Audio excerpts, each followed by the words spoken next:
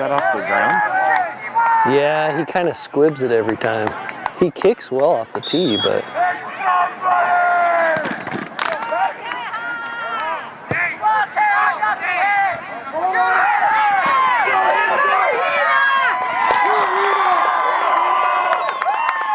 Thanks, Michael, and welcome to Kayhi Kings Varsity Football here at Esther Shea Memorial Field. Russell Thomas and Coach Steve McLaren with you as we get ready to bring you the Kayhi Kings taking on the Thunder Mountain Falcons, and the Falcons elected to receive the coin toss, and so Kayhi has kicked off to them, and the Falcons will start with 1st and 10 on their own 43. Let's go! Get ready to go, number... See if we can get some numbers here as now they hand off left side, number 39 with the carry. That is Trevor Maka as he picks up a couple yards on the handoff from Fletcher Stevens.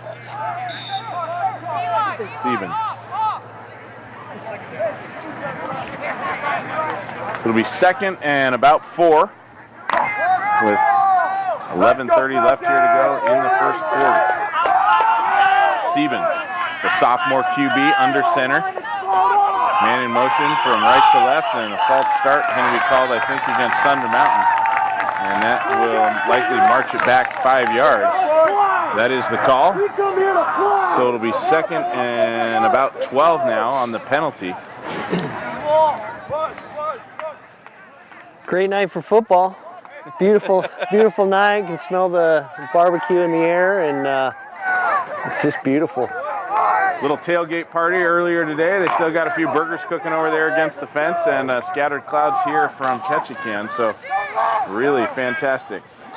2 backers in the backfield. Handoff left side. No keeper by Siemens, and Siemens rumbles up the field past midfield to about the Kayhi 49.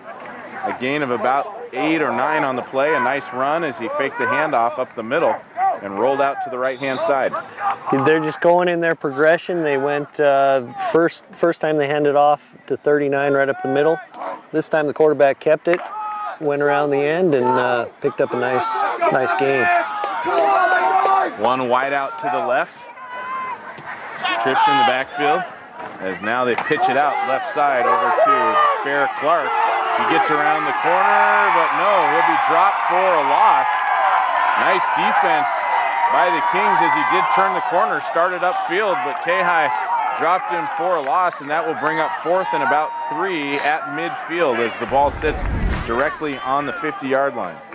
Yeah, it'll be interesting to see what Thunder Mountain does here, if they go for field position and punt and leave it up to their defense, or if they try for the first. Looks like they're going to go for the first. So they line it up. Again, trips in the backfield. Stevens under center.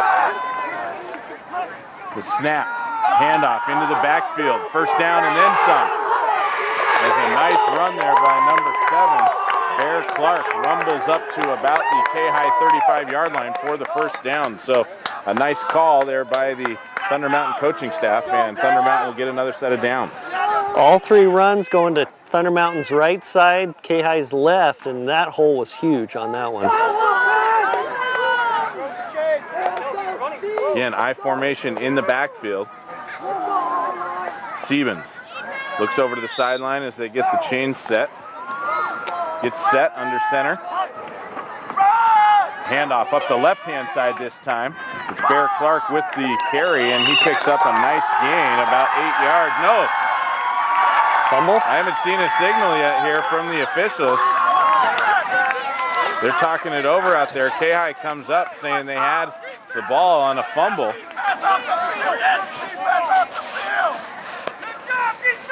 I still haven't seen a signal. Saying he was down. Now they're going to say he's down. So it'll be 2nd and 1 yard on a 9-yard carry there by Bear Clark. Now they don't have their defense out there. Single backer, wide outs to the right and left.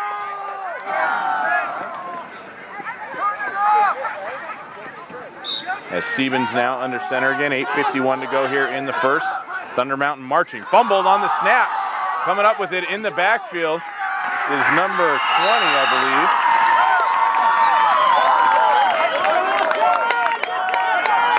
and a loss. We don't have 20 on our, I don't have him on our roster. Huh? Williams? Williams. So Williams tackled for a loss. It'll be third and about 8 yards. And I'm impressed so far with the hitting from Ketchikan. The first couple games that I saw, very average. But tonight they're sticking some people. So again, single backer.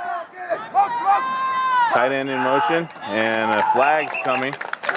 May have drawn the defense offsides. Number 52 for the Kings, Jake Stout, came across the line. And that is the call. So 5-yard penalty will go against the Kings. The Kings plagued with penalties in their last home game against Soldotna. And not wanting to repeat that here, Coach Silva saying he was going to do everything he could in practice to clean that up. And an early penalty here may be costly for the Kings, as it's 3rd and 1 now after the sack for a loss on Williams. Tight end in motion and a flag coming again. This one might be going against Thunder Mountain, as the Thunder Mountain sideline not happy, as they're just going to give it back on a false start. So they'll march it back. It'll be 3rd and 8 now. From about the Kayhi 32. Yeah, Thunder Mountain played Soldotna last week, and they got thumped, but Soldotna does that to about everyone. Ketchikan played Seward, and yeah, they had all kinds of penalties, yeah. Both teams. Handed off now left-hand side, and number 15, he'll scamper forward for a few yards. That's Summerlot, the junior. 7:54 to go here in the first, still scoreless. It'll be 4th down and about 3 from the Kayhi 28-yard line.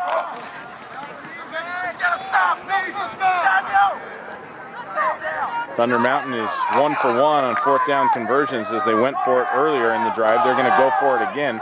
Single backer Williams in the backfield. Wideouts to the right and left. Back to pass. The rush comes from the Kings. Still in trouble, and they're going to sack, force the fumble, and now going down with the ball is number 54 on the recovery. Robert Williams comes up with it for the Kayhi Kings. As Siebens got himself in trouble, looking for a receiver, nobody open downfield, finally came back and met the defender. I didn't see which Kayhi defender forced the fumble, but it was 54, Robert Williams, that came up with it. Yeah, big turnover here early in the game. I questioned the call. I wonder why they didn't just run off tackle. They were getting 4 to 6 yards every play. They went for the pass to try to fool them, I guess, and nothing was open. Good coverage in the backfield. So it'll be 1st and 10 now, as T. McBurnett comes out to run the offense for the Kayhi Kings. Nate Fausel in the backfield. And a flag's going to come out. And a false start already against Kayhi. Not the way Kayhi wanted to start things off here, with the penalty on their first offensive play of the game. That's like, what, 6 false starts so far in this game already? Both teams a little jumpy here out of the gate, so it'll be 1st and 15 for the Kayhi Kings from their own 38-yard line. Then trips out to the left. 2 wideouts to the right. McBurnett fakes the handoff, rolls out, looks downfield. Long pass intended for number 22, Noah Silva, and that was thrown out of bounds. It'll be incomplete with 7:11 to go here in the first quarter. Good blocking by the O-line for Ketchikan. Good coverage by Thunder Mountain. He really had nowhere to go, so it was actually not bad that it went out of bounds. I don't know if he intended that, but it wasn't a bad ending result. Bausel having some equipment difficulties as they're trying to get his helmet snapped out there on the field. Now they're going to send him off. They'll send somebody else on. Let's go, Falcons! And that will bring on Michael Starr, the freshman. Run, Nina, watch the run.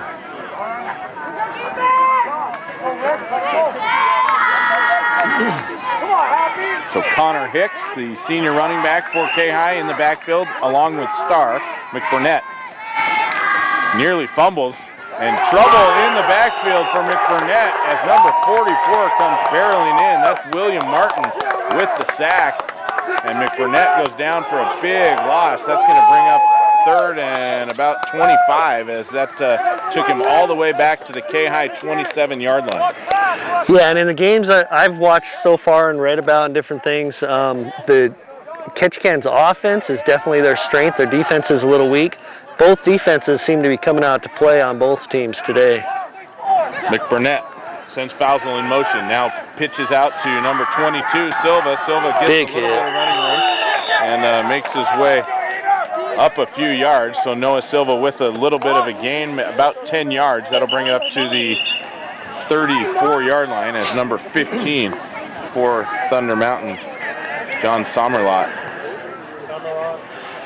having a little bit of difficulty coming off the field. And he's the one that had that big hit. I mean, it was a beautiful hit because he was in wide open field. He had more space. Great tackle, but it looks like he rung his bell a little bit. So it looks like he's got his helmet off, maybe a minute. We're going to send it back to the station for 1 minute of announcements. 6:18 to go here in the first quarter. Kayhi ball. It's 4th and long. We'll be back after these messages. This Sommerlot uneasy on his feet as he comes off as we'll see what happens. McBurnett back to pass. Gets through one defender. Rolls out to the right-hand side. Long pass upfield. Plenty of room. And number 34, Connor Hicks, wide open, way downfield, but overthrown. And a flag's down on the field as we appear to be starting the game off not the way Coach Silva would want, as another penalty. I think that's going to be a hold in the backfield. They're going to decline it. And so they will decline it. That was 4th down. Why did they go for it?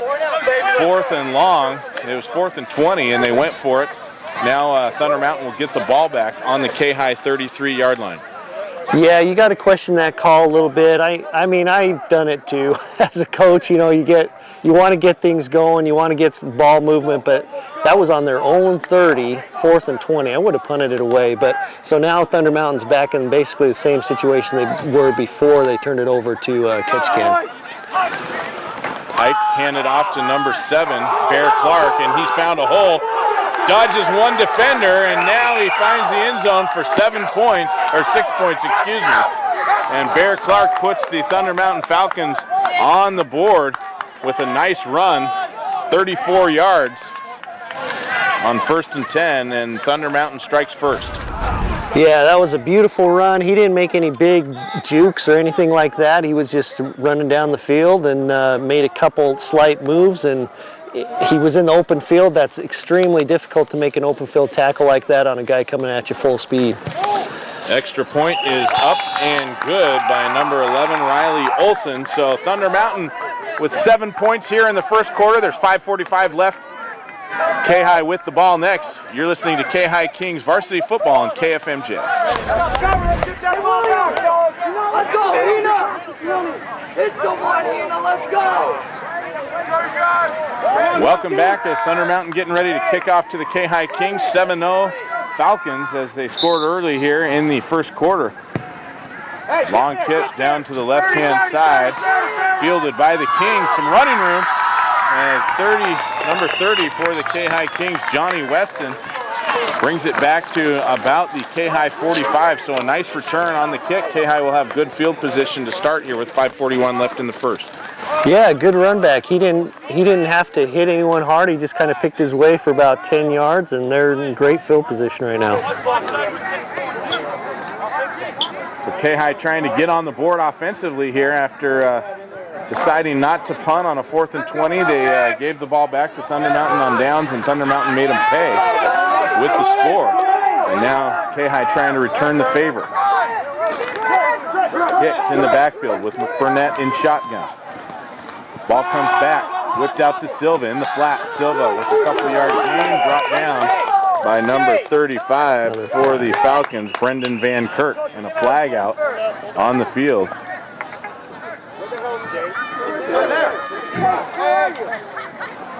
Again, this game fraught with penalties here so far. We're going to see who this is going to go. It looks like it's going to go against the Kayhi Kings. Another penalty here to start off, and a nice 4 to 5 yard gain there on the pass out into the flats. And it's going to be marched back. So unfortunate circumstances here for the Kayhi Kings. as another penalty is going to give up field position. And Kayhi runs that split offense with trips on either side, shotgun, one back in the backfield, and they have to be able to get that bubble screen out there in order to exploit that defense. So it was good, but then they had this penalty. McBurnett takes the snap, rolls out to throw, keeps it, picks up a yard or two before he's brought down. He might get back to the original line of scrimmage as there's a lot of dancing out on the field, and another flag comes down out there. And these are hard games to officiate. They're the games that are the most demanding for these officials, and they're right at the start of the season. A lot of these guys do Ketchikan Youth Football League games, but they're coming later. We've only had a couple of those games so far, and it's really tough. They've got to come out and unsportsmanlike. It's Thunder Mountain. Yeah, an unsportsmanlike call going to go against Thunder Mountain. Automatic first. Kayhi may make up some ground here, plus they're going to get an automatic first down. Yeah, as a coach, I mean, both teams are making these huge mistakes. They're just big mental errors that you just don't want to happen. Looks like it's going to be 1st and 5. Right at midfield, McBurnett goes back to pass. Looks to Silva up the middle, incomplete, as it was thrown slightly behind him.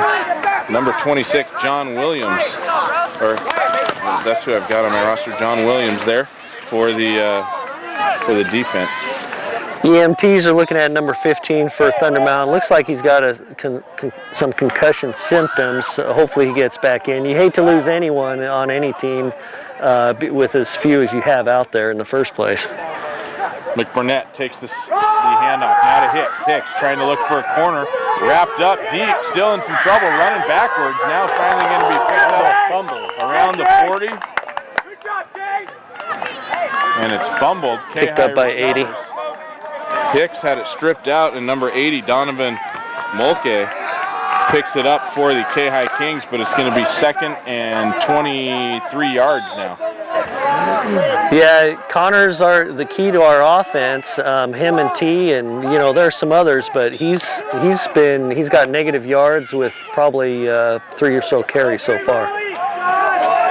The defense certainly has keyed in on Hicks, as Fausel and Hicks in the backfield. McBurnett under center, hands off to Hicks. Hicks right up the middle, gains a couple, but that'll bring up 4th and about 21 now. So we'll see if Kayhi decides to go for it again this time, or if they'll kick it away. The last time they went for it, they gave it up to Thunder Mountain on downs, and ended up giving up the score on the next play. It's like they're punting. Yeah. Does look like they are in punt formation. Jace Carlson back to punt it away for the Kayhi Kings. Snap.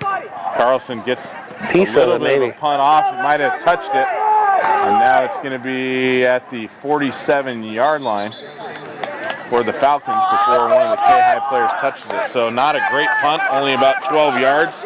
And Thunder Mountain will start with the ball nearly at midfield with 3:50 to go here in the first. Yeah, and what I see, it looks like Thunder Mountain's coached pretty well. On defense, they're not selling out to those split outs. There's 2 ineligible receivers out there on either side that are just there for blocking, and Thunder Mountain realizes that, and they're kind of that third guy's sucking in to play run defense against our main weapon. So 1st and 10 for the Falcons at their own 48. With Stevens under center. 2 backers in the backfield, one right out to the right and the left. As now they keeper left or right side. Lots of running room, big block. Stevens still on his feet down near the Kayhi 30. Did a nice job selling the run to the backer, and then kept it right around the corner and picked up a huge gain. It'll be 1st and 10 now from the Kayhi 30. Ketchikan's doing a great job of hitting, like I said earlier, but that time they just, like you said, they just got suckered into that fake handoff. There was no one for 10 yards around either of them. He could have pitched it to the running back too.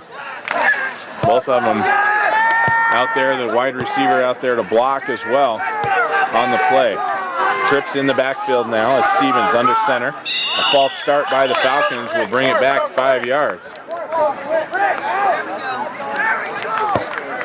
So it'll be 1st and 15 on the penalty. And really, the penalties haven't really benefited either team except for the first down, 15-yard unsportsmanlike conduct penalty against the Falcons. Both teams have had their share of flags here in the first quarter. 3:14 on the clock here in the first, 7-0 Falcons. As Steven takes the snap, hands off to number 20, Williams. Williams with some running room, still on his feet, finally brought down by number 16 for the Kayhi Kings. That's Kyle Schnurr. And it'll be near the first down marker, not quite. It'll be 2nd and about a foot, I believe, with 2:59 to go here in the first. Yeah, it just looks like we're getting overpowered there on the line right now, and the defense is going to have to pick up. Our offense is definitely going to have to pick up to keep this game close. Stevens sends a wide out in motion, and flags come. That's going to go against the Falcons. Another false start, so they'll march it back 5 yards. That'll make it 2nd and 5. So a good break there for the Kayhi defense, as Thunder Mountain needed only about a foot for the first down. Have to work a little harder now. Yeah, I used to love those 2nd and a foot. That's a free play. You know, you figure you can get a foot on 3rd down. You can throw a pass in the end zone on 2nd and a foot.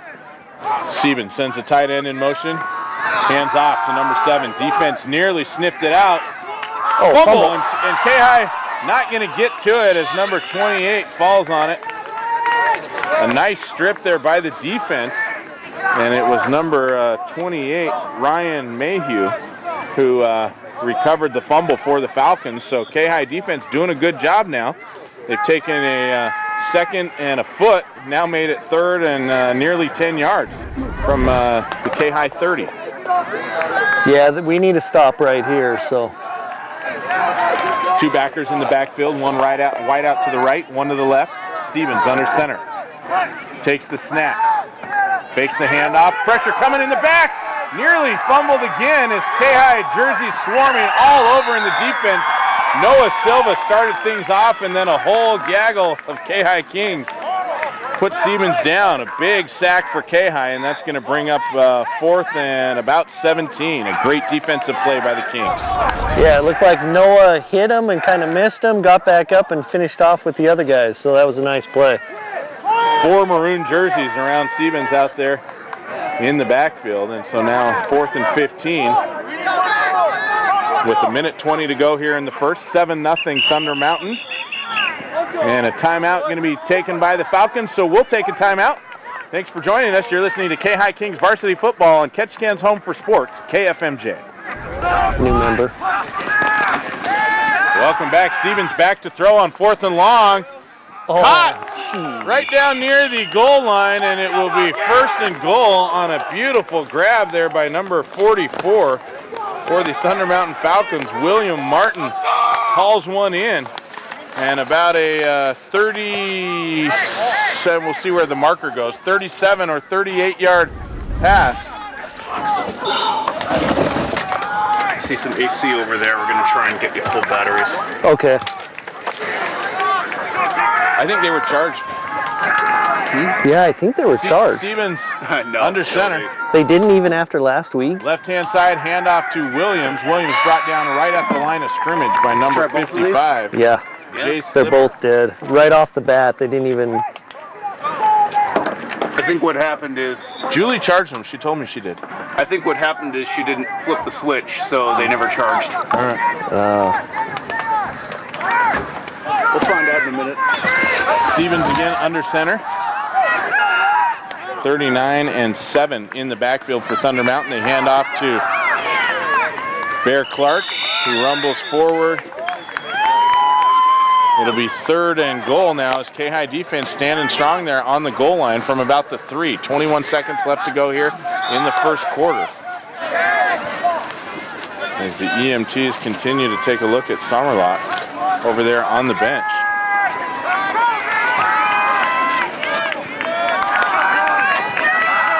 I think they're going to let the time run out. We are going to end the quarter without an extra play. So Thunder Mountain Falcons leading the Kayhi Kings after 1. Our score 7-0 here from Esther Shea Memorial Field.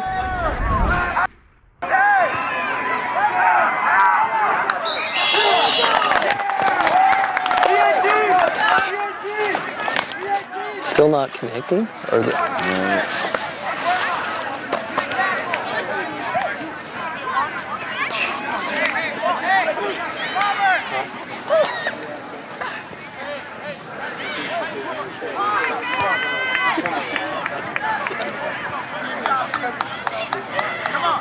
Watch, boys, let's go! Watch it, boys!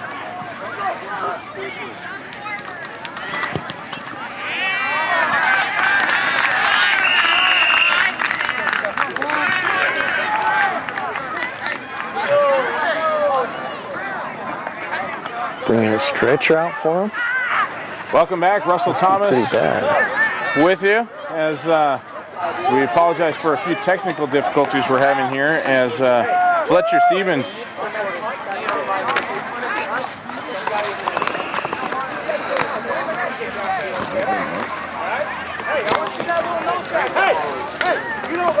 That's a crazy thing after last week. They didn't even... Let's go,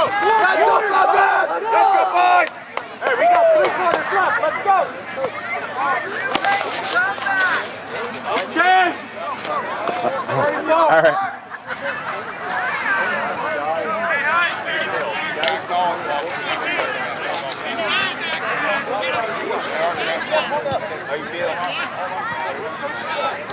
Coach, we need a signal for kickoff.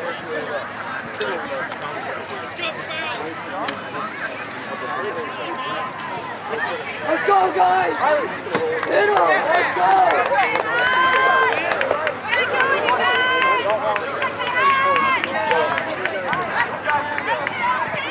Hey, let's go, guys! There you go, buddy, son! Well done, boys! Let's go, guys!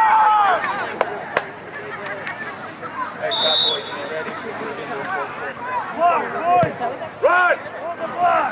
Hit it! Hit it! Get him, Hey, heat up! Hey, let's go, defense!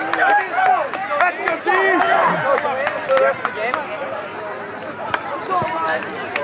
You got no radio? No, we do. Oh yeah, so that means you don't have... Welcome back. Russell Thomas with you, along with Coach Steve McLaren. And again, we apologize for the technical difficulties. We ended the quarter. We came back, and on the first play, Fletcher Siemens kept it on a quarterback keeper, scampered the 2 or 3 yards to the right side, and put up 6 points for Thunder Mountain. The missed extra point makes the score 13-0 as Kayhi takes their first play from scrimmage here in the second quarter and goes for an incomplete pass as T. McBurnett looking upfield for Kyle Schnurr.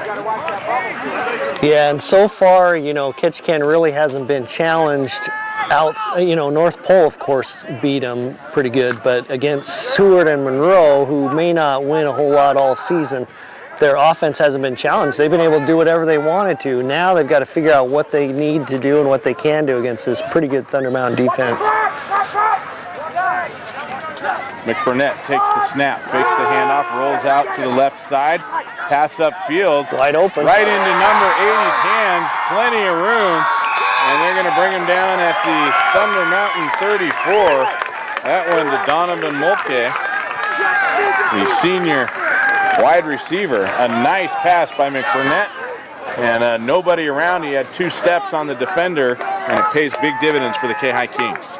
Yeah, and that's just what the doctor ordered. That's what we were talking about, because now it's that kind of stuff is what's going to open up a few things for the run, for Connor and for T. And if they can get some passes downfield like that, that's the first one, then it's going to open more up in the middle. Hicks out on the right-hand side, Fausel in the backfield for the Kayhi Kings. McBurnett in shotgun. And a false start by number 53, I think, on the Kayhi Kings. That's going to march him back 5 yards. I think it's going to go against Hayden Elliott. Oh no, they're going to say it's going to go against Thunder Mountain. It should be offense. Thunder Mountain is the call. As the defender on the end did come across. Maybe he came too far. Might have came too far there, so Kayhi gets an extra 5. So it'll be 1st and 5 now from the Thunder Mountain 28-yard line. Again, Fausel in the backfield, McBurnett in shotgun as they fake the handoff to Fausel. Long pass upfield again. Picked off by number 25. As that one hung up there way too long.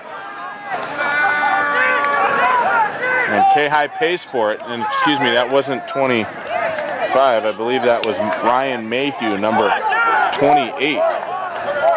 Yeah, and that was the right idea by Kayhi again. He had some space to run. Of course, in retrospect, he should have just run it. But he just lofted up there way too high and too slow. And the receiver was open, but by the time the ball got there, it was too late. You know, he was right there to pick it.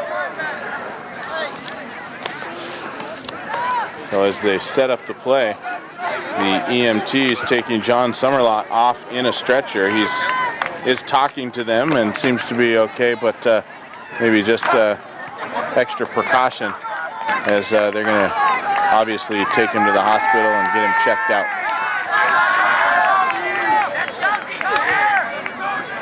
So 1st and 10 now.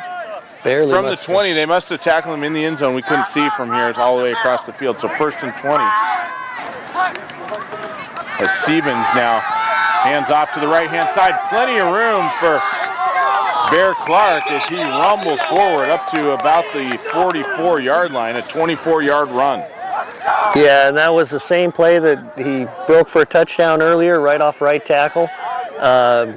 Got into the secondary without even being touched, went right through the defender there, and then finally there were enough that caught up to him to tackle him.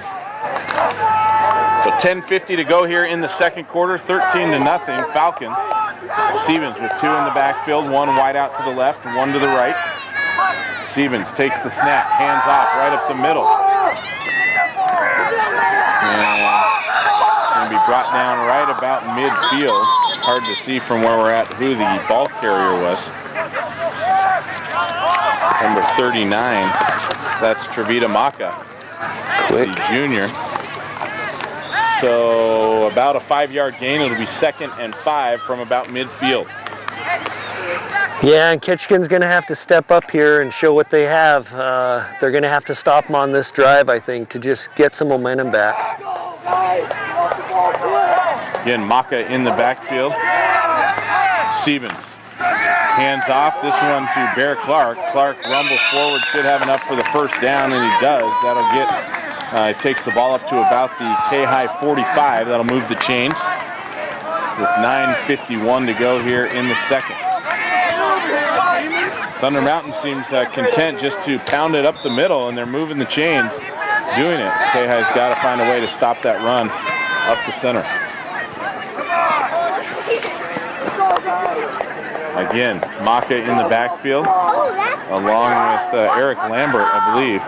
They hand off, excuse me, that's not Lambert, that's Williams. Williams with the carry to the right side. He'll pick up about 8 as he went off tackle to the right side and able to find some running room before being brought down. Yeah, Thunder Mountain's just running a basic pro offense with 1 split receiver on either side and 2 in the backfield now. We've seen about 3 or 4 formations, but this has been, you know, their go-to formation, and it's doing well for them. Stevens again under center. Single back in the backfield, goes to pass out into the flats, hits number 11. Complete for a 1st down before he's finally brought down by Fausel and Noah Silva. But that'll move the chains. It'll be 1st and 10 for Thunder Mountain from the Kayhi 29. Well, I was hoping that, I guess it's Noah out there. That took a long time to develop. It was like 6 seconds before the receiver actually finally got the ball. I wish Noah would have stepped up in front of that. He could have read that and it would have been a pick 6, but good play though. Williams, the lone backer, 2 wideouts to the right and to the left. As Stevens now rolls out to the right, finds a hole, zigs and zags, jerseys all over and finally brought down there in the middle. Maybe no gain on the play. It'll be second, maybe a yard, so 2nd and 9 from the Kayhi 28. So Ketchikan seems to have tied up some problems they had with around the end, but and that's where the quarterback tried to go on that one. But they've got to tighten up that center, the A and B gaps, for sure. Again, 2nd and 9, 8 minutes to go here in the second quarter. 13-0 Thunder Mountain. Trips in the backfield, one wide out to the left-hand side. Stevens fumbles on the snap, and he goes down. So a nice break for the Kayhi Kings. It'll be 3rd and 10 from about their 30. Yeah, that's lucky for Thunder Mountain. Ketchikan was right on that. Good play by the quarterback just to get down on that ball just in time. Jace Carlson, nose guard there. And many others in there to put some pressure on the quarterback. Trips in the backfield again. Fakes the handoff, rolls out to the right-hand side. Kayhi snips it out. Face mask is going to come. Unfortunate, as I think it was inadvertent, as the quarterback just put his face mask right where a guy had his hands, and everybody saw it. And that was a great defensive play by the Kayhi Kings, and its penalty is going to negate the entire thing. Yeah, everything was perfect. It would have been 4th and 25 for Thunder Mountain, but as it turns out, just an inadvertent hand up there to the face mask, and it's, I don't know if this is an automatic first or it may be 3rd and about 10, it looks, or 8 or so, we'll see. It's a 15-yard penalty.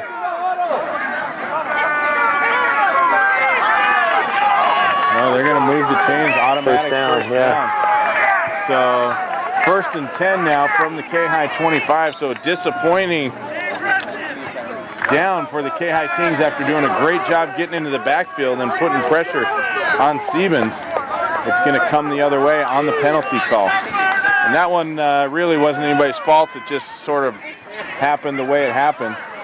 The guys were in the right place at the right time, and unfortunately hand up into the grill of Stevens. Got the flag.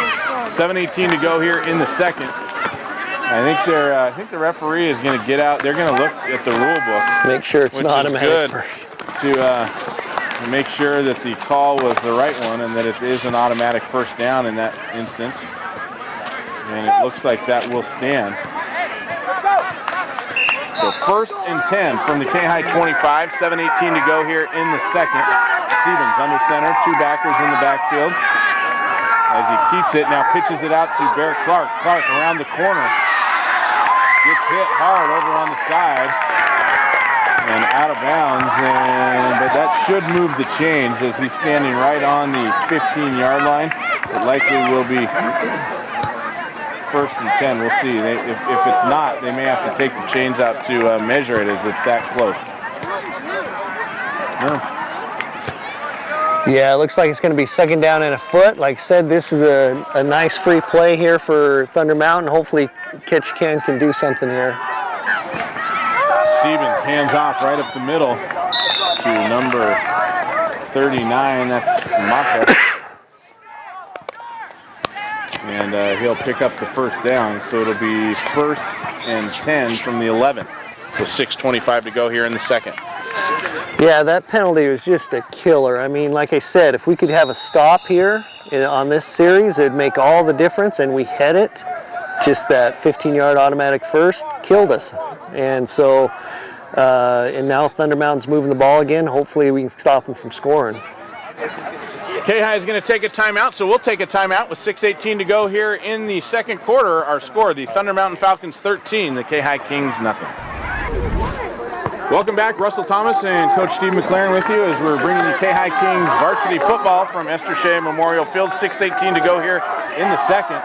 And 1st and 10 for the Falcons from the Kayhi 11. A fake handoff now out to the right side to number 11, and he is in for the score.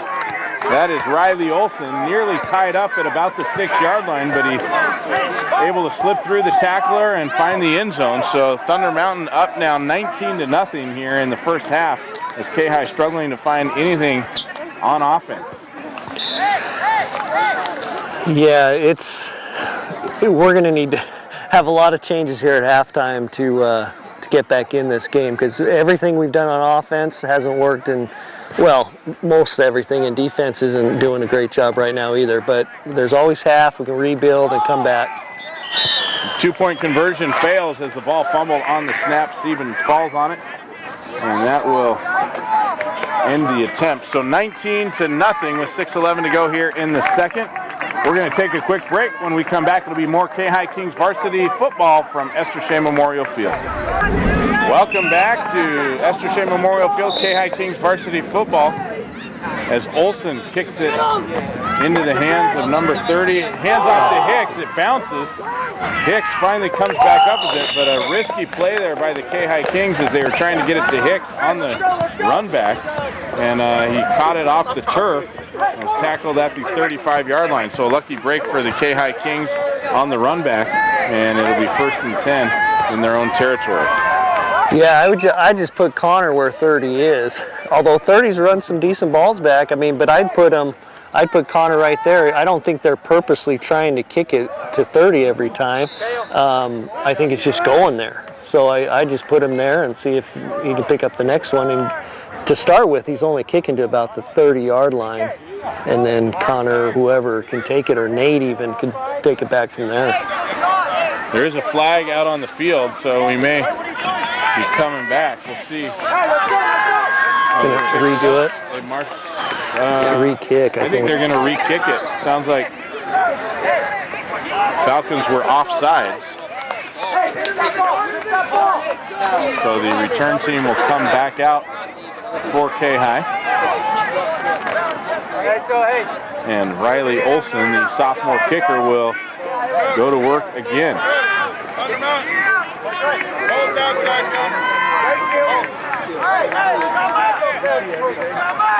So Hicks and Kyle Schnurr back to receive for the Kayhi Kings. Deep Fousel and Johnny Weston at about mid. They're on the about the 30, and like Coach McLaren said, the last 3 times they've kicked right to about the 30 and to Weston. We'll see again as Olson kicks again, a little squib kick down low into the hands of number 80 for the Kayhi Kings. Tries to weave his way forward. A flag comes in, and he'll be tackled out on the 45-yard line. That was Donovan Molke. Yeah, it looks like that's going to be a face mask against Thunder Mountain, so we're going to have excellent field position if that's the case.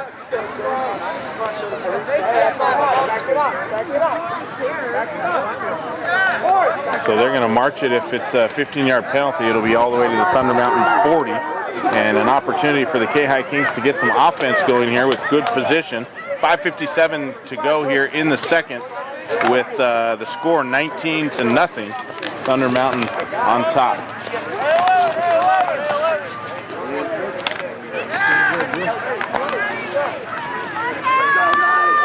As they march it off, it will be the ball sitting right on the 40-yard line for the Falcons. McBurnett and Hicks in the backfield. Fousel out wide to the right. Trips to the right, trips to the left. And Hicks, the lone backer, McBurnett in shotgun. Fousel in motion as McBurnett rolls out the pass into Silva. Nice grab there in the middle. It's going to pick up about 8 yards. A great throw and a great grab by Noah Silva. Is that Noah? Yeah. Noah, right in the middle. That's right. So it'll be second and about a yard. McBurnett back in shotgun. Keeps it himself. On his feet, has some room up the left side. Turns it up the field, does pick up the first down and then a few. So a nice run there by McBurnett. And Kayhi moving the ball now. A little bit of offense going here. Yeah, that penalty helps out. That good field position gives a little positive attitude, and they're taking advantage of it so far. Kayhi going in a hurry-up offense as McBurnett calls out the play to the right. Hicks has been quiet here so far as they send Fousel in motion. Hand off to Hicks. Hicks finds a hole up the middle, picks up a few yards before he's brought down. about 4 on the carry, so it'll be Flag down. second and a flag down.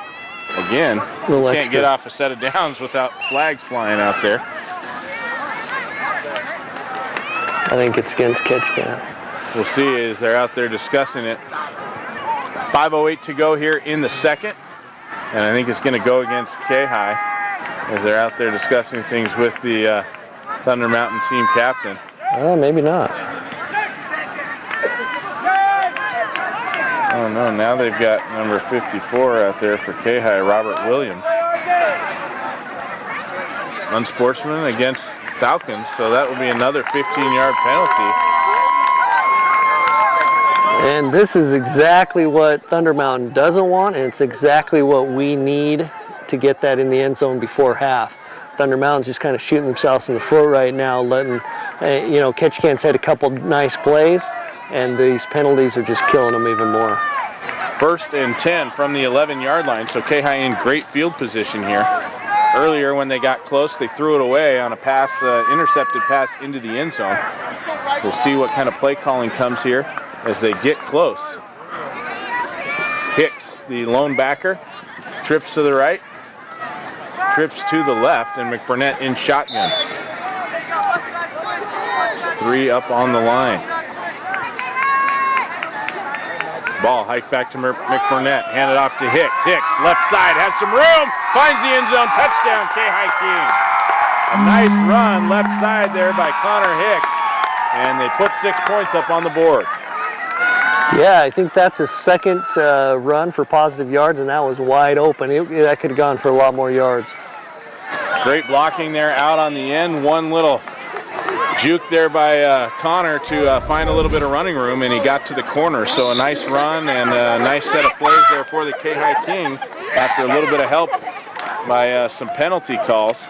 And they're getting ready to kick it here.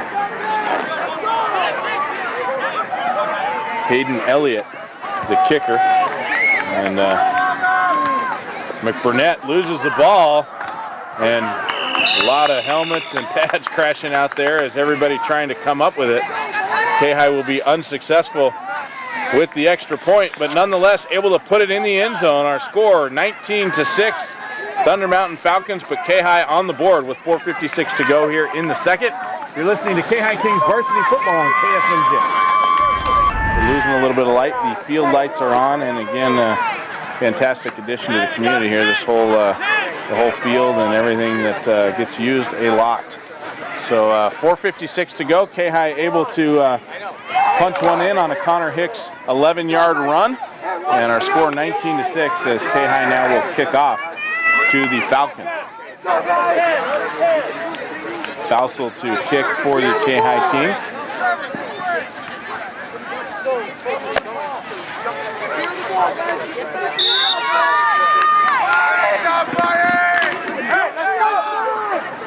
A little squib kick down to the 50-yard line.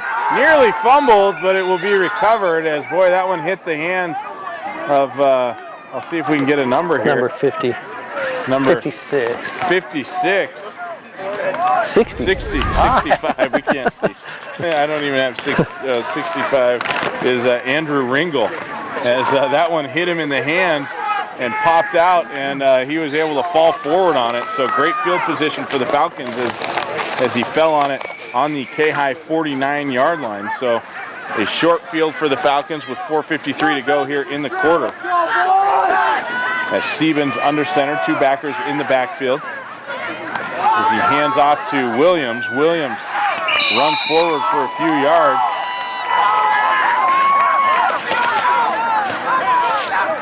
And that'll be second and 7 yards on the 3-yard carry by Williams.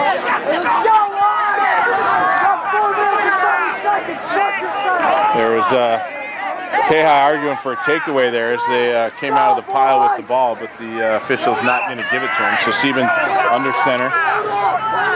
Again, Maka and the handoff to, little flip out over there to Bear Clark. As Bear now able to get up around the corner, likely will have first down yardage, and he does, about a 6-yard carry on the play. Yeah, going back to that onside kick, I like the idea because, you know, Ketchikan trying to keep the momentum. Unfortunately, it backfired on him a little bit, but where Thunder Mountain started each series, has been about the 35, so you only give up about 15 yards with a chance to recover, and they almost got it. Stevens under center, takes the snap, fakes the handoff, little reverse as now they get it out to Olsen. Wide open. Finds the corner, gets by one man and finally going to be brought down around the 10, but a huge play there by Olsen on the reverse. Came from the right-hand side all the way around and able to pick up about 30 yards, and it'll be the first and goal from about the 9-yard line. Yeah, so obviously a great play because they got 30 yards, but it caught Ketchikan off guard. They were pursuing really well, making some great tackles, and then it went back the other way. Trips in the backfield now as Stevens takes the snap, pitches out to Williams. Williams with one block gets a couple yards before being brought down. Good defense by the Kayhi Kings. Number 53, Hayden Elliott in there on the tackle. 3 minutes to go here in the second, 19-6, Thunder Mountain on top. And the Falcons knocking on the door. It'll be second and goal from the 9. So here we are with our backs against the wall again. We need a stop here in order to not lose what we gained in that last drive. Trips in the backfield, one wide out to the left-hand side. Stevens takes the snap, holds on to it, no. Right up the middle. Right up the middle. Boy, he sure does a good job of selling that as Bear Clark able to rumble right up the middle for 6 points. We're at a bad angle and don't have a lot of height here. It's hard to see where the ball is as it gets shielded out from this side of the little makeshift press booth that we've got up here. But Thunder Mountain does punch it in. It's 25-6 now, and they'll line up here for the point after attempt. They are going to go for 2 here. Then Trips in the backfield. Stevens takes the snap, rolls out to the right-hand side, little pass into the corner, wide open. All by himself is number 44, William Martin. And so Thunder Mountain able to convert on the 2-point conversion, and our score here in the second quarter, 27-6, Thunder Mountain on top with 2:29 to go here in the quarter. We're going to take a break. When we come back, there'll be more Kayhi Kings varsity football action from Esther Shea Memorial Field. Welcome back to Kayhi varsity football, 27-6 our score, with the Thunder Mountain Falcons on top as they answered back for the Connor Hicks touchdown. And they did it on a nice run up the middle by Trevita Maka. The Thunder Mountain now will get ready to kick off. Riley Olsen doing the kicking for Thunder Mountain. Nice boot deep into the back. Fielded by Kyle Smurr. Smurr makes his way upfield, and he'll be brought down here about the 25-yard line. Not much of a return as he zigged and zagged trying to find a hole. Couldn't do it as the defense closed in around him, and so it'll be 1st and 10 from Kayhi's 25. So it looks like they were purposely trying to keep it away from Hicks and Fausel, and because that was a beautiful kick to the back, and of course they had made that adjustment. Hicks and Fausel weren't back there anymore. So the Falcons using a little strategy to try and keep the ball away from Kayhi's weapons, and it's been working so far. 2:23 to go here in the second, and McBurnett in shotgun, sends Fausel in motion, back to throw. Throws it right up the middle and incomplete as that one popped out, intended for Noah Silva. Good defense. What? And a flag's going to come late. Wonder if Noah was talking or what the deal. We'll see.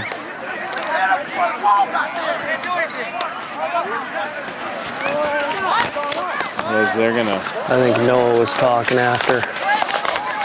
We'll see where what the call's going to be. As they're going to... Oh no, they're talking Ketchikan. They said he got there too early. Yeah, pass interference called against the Thunder Mountain Falcons. And so they're going to march that one off. It'll be Penalty plus first down for the Kayhi Kings. So Silva got up complaining that he didn't get a flag. It did come late, and maybe that's why Thunder Mountain so vocal in their opposition to the call as the play was over and Silva was back on his feet before the flag came in. 2:12 to go, 27-6. As Falso goes in motion. McBurnett back to pass. Long throw upfield intended for Silva and just out of his reach. Number 28, Ryan Mayhew there on defense, step for step with Silva. A nice throw, but just overthrown, and Silva not able to get under it. Mayhew on defense in the last play also. It was a good throw by T to Silva, and it looked like pretty good defense, but I was wondering the same thing. You get there a hair too early, and I think it was a good call. So it'll be 2nd and 10 now for the Kayhi Kings. Trips to the left.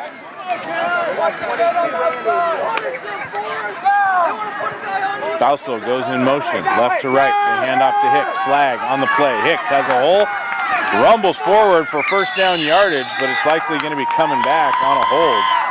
We'll see.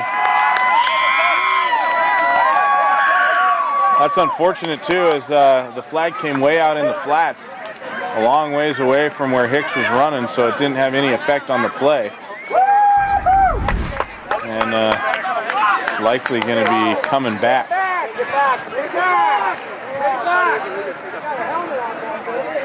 Not sure why they're letting the helmet off. Yeah, it's against the rules.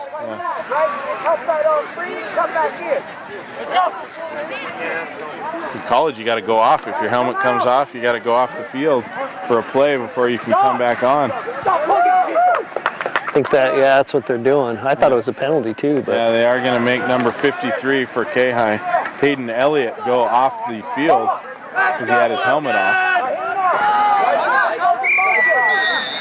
So it'll be 2nd and 15, and Kayhi going to take a timeout as they want to talk things over. The long field, 1:53 to go here in the second, 27-6 our score. Thunder Mountain on top. Thanks for joining us with Kayhi Kings varsity football here from Esther Shea Memorial Field. We're back after these messages. 2 minutes left. You're gonna have to pass or timeout. Welcome back. It's 2nd and 15 with 1:58 to go here in the second. McBurnett in the backfield with Hicks. Falso in motion. Now they pass out to Silva in the flats, gets a nice block. Able to rumble forward for a few yards before the defense sniffs it out, but a nice little play for about 5 yards out to Silva. Now Ketchikan's going to need this first down, or they definitely should punt it away. There's only a minute 45 or so left, and they're going to have to keep stopping that clock too if they can keep moving it. Again, Hicks in the backfield with McBurnett. 2 wideouts to the right and the left. Pass intended for Silva. Silva seems to be the go-to guy here. Incomplete. That'll stop the clock with 1:20 to go. That'll make it 4th and long from the Kayhi 40. Yeah, I've been pretty impressed. I mean, Kayhi's trying to mix it up and get it to some other players rather than just to their stars. And you know, Thunder Mountain's done their homework, and they're playing those key players on Ketchikan, so they've got to keep getting it to some of these other players so they can open it up for the stars, at least in the past few games that we've had. So Kayhi is going to go for it here with 1:20 to go, 4th and long. McBurnett takes the snap. No, going to punt it away. Takes a great bounce for the Kayhi Kings, and that one's going to make it all the way down to about the 15-yard line. So McBurnett lined up back in the back like they were going to run a play. They kicked it to an empty field in the back there, as Thunder Mountain didn't have anybody back to receive the punt, and it took a nice bounce for Kayhi. So it'll be 1st and goal from the Thunder Mountain 15, a long field for Thunder Mountain. And like I said, that was definitely the right decision to punt the ball. Made me a little nervous there. He's probably only 4 yards behind the snap, just like he would be in a typical shotgun, you know. So he had to get it off quick. He did a nice job, did get it off in time, and now Thunder Mountain will try and score with 1:10 left to go. Stevens Long pass down the sidelines intended for Olsen, as Olsen wrapped up there with Noah Silva downfield. Yeah, perfect pass. Great pass there on the part of Stevens. Yeah, that was a perfect pass. I mean, that's a fade route. It was perfectly thrown, a yard off the out of bounds line, right in his hands, but just off his fingertips. The next home game is Saturday, October 4th versus Stevens now will go under center again. One single backer in the backfield. Stevens back to pass. Nearly sacked in the backfield. Pressure still coming, and now he's just going to throw it away. Nobody over there, and a flag's going to come as he was being flushed out of the pocket. No receiver anywhere close over there on the far sideline near the 20-yard line. I don't think a white jersey was 20 yards close to the pass, and that will bring the flag. Yeah, he was just trying to throw it away. I thought he was out of the pocket. I can't remember the rule for high school, but in the pros, as long as you're out of the pocket, you can throw it out of bounds. That's what he was thinking, I think. But I question that play call by Thunder Mountain. I mean, they don't want to give it back to Ketchikan here with any time. Not that Ketchikan's done a whole lot, but it's possible, so. 3rd and 10 now from the 15-yard line. 57 seconds left on the clock. Stevens with a lone backer under center. Takes the snap, rolls around, has it fumbled, and Kayhi comes up with it. Recovered by number 55, Michael Greer, with 51 seconds to go. Stripped there on a rollout, and now Kayhi's got an opportunity to go in and score before the half. A great turn of events there. It'll be 1st and 15 from the Thunder Mountain, or 1st and 10 for the Kayhi Kings from the Thunder Mountain 15. And again, going back to the punt, that's why you punt it, because you hope for something like this to happen and you get this field position. If they went for it on 4th, they probably wouldn't have gotten it. Even if the Thunder Mountain fumbled it, they'd be on the other 40 instead of towards the goal line. So McBurnett with Hicks in the backfield. They send Fausel in motion. Hand to Hicks. Hicks, left side, gets a little bit of running room. Now cuts back to the middle. Still on his feet down near the 5-yard line before he's finally brought down. And he may have got out of bounds too. That might have stopped the clock. He did a nice job of getting to the far sideline and out of bounds. That'll stop the clock with 44 seconds to go. And he was able to rumble forward far enough to get a first down. It'll be 1st and goal now from the 4. Yeah, nice play, good blocking, good running. So Hicks again in the backfield, McBurnett in shotgun. Hands off to Hicks. Hicks right up the middle, stopped. Short. Same play. And the clock will run. We'll see if Kayhi, they're going to 2nd down. We'll see if they're going to, a timeout going to be taken by the Kayhi Kings. So we'll take a quick break with 34 seconds to go. Kayhi knocking on the door. Our score, Thunder Mountain 27, Kayhi 6.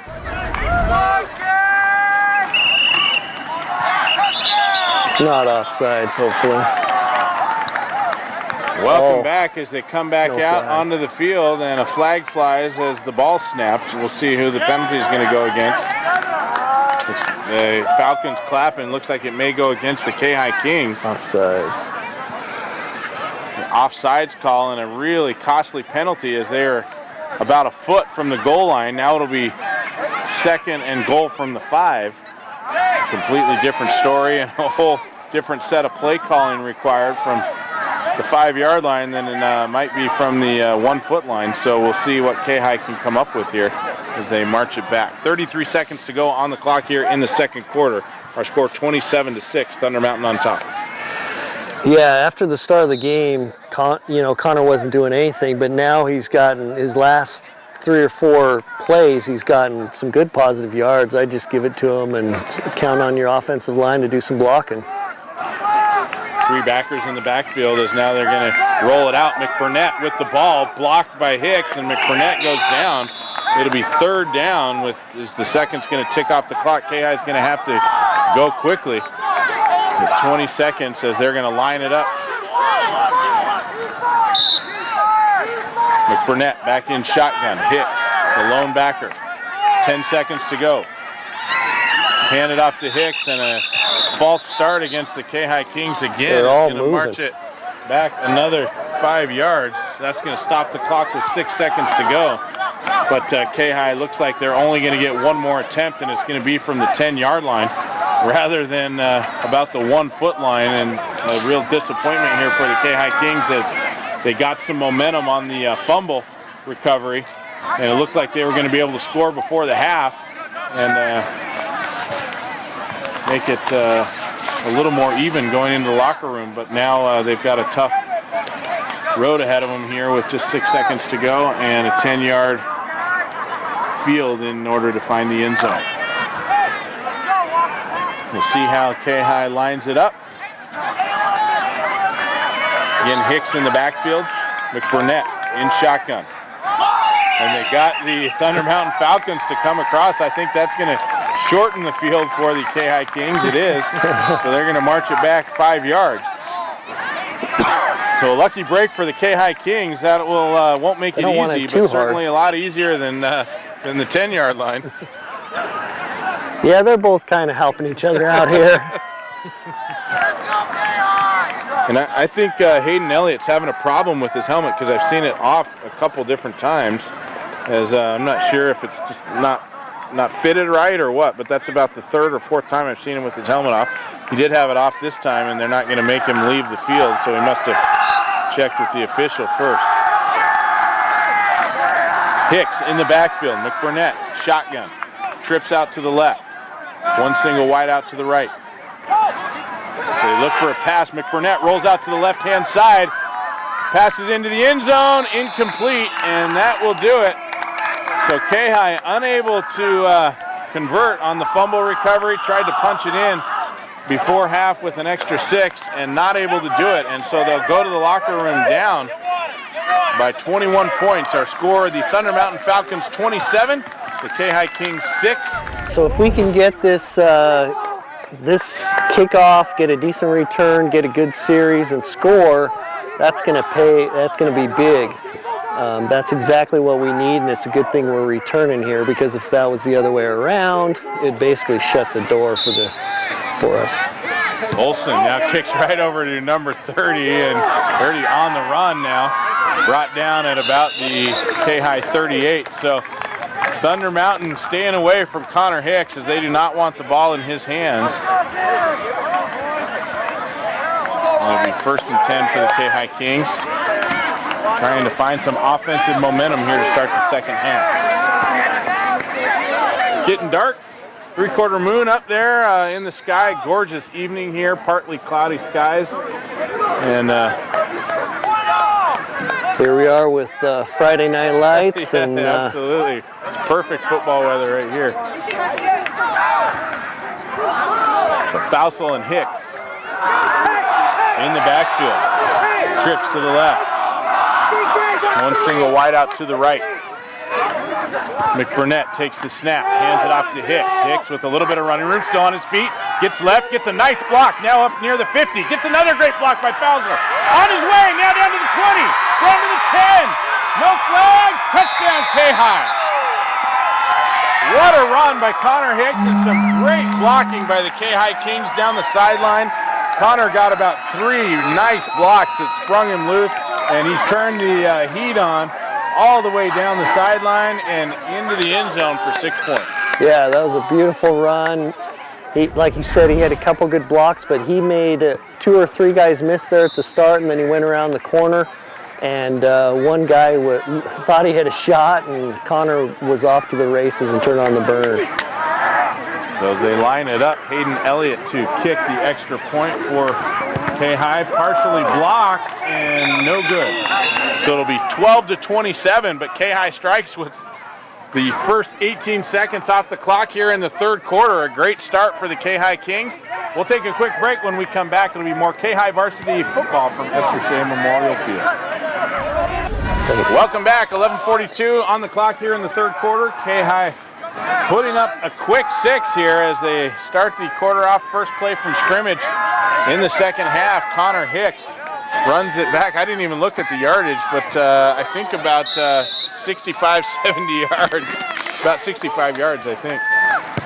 As now Fausto kicks it off, in and out of the hands of 17. Now number 44 with it, and he'll run it back to about the 32. That's William Martin, the senior. Now, even though the score's 27-12, that puts a little pressure on Thunder Mountain. I mean, like I said, we got 2 halves here, so Thunder Mountain's going to have to come out here and establish some offense because Ketchikan's hyped up now after that quick score. If they can stop them quick, the momentum's definitely, it's going to be a tough road this half for Thunder Mountain.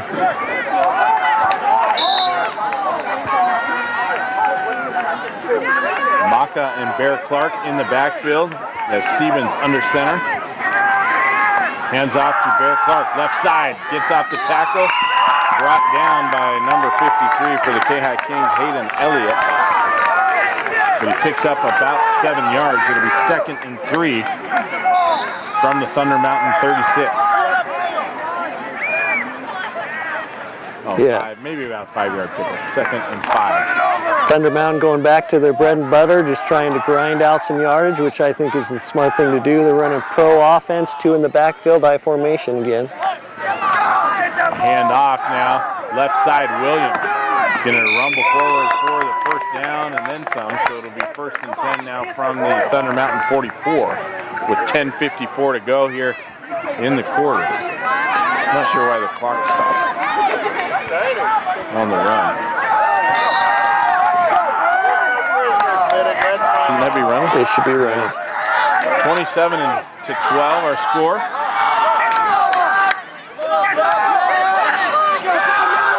Stevens under center, again Maka and Bear Clark in the backfield. Bear Clark in motion. The handoff to Maka, who dives forward for about a yard. It'll be 2nd and 9 from the Thunder Mountain 46. That time they came out with a split receiver and a slot wing receiver on the left side there. Sent their tailback in motion the opposite direction and ran a dive right up the middle. Nice play. Didn't get him much there. Good defense. Williams now, the tailback, as they pitch out to him left side, nearly dropped it. Defense trying to get to him, finally find him, but not before Williams able to pick up 3. Boy, a near miss there on the pitch out as he had to reach way behind him with his right hand, scooped it in with one arm, and able to hang on to it and turn it into positive yardage, but it'll be 3rd and about 5 yards from the 49. Yeah, nice job by number 20. That could have been disastrous for Thunder Mountain. Good defense by Ketchikan. They need to keep the pressure on here. 3rd and 6. They fake the handoff.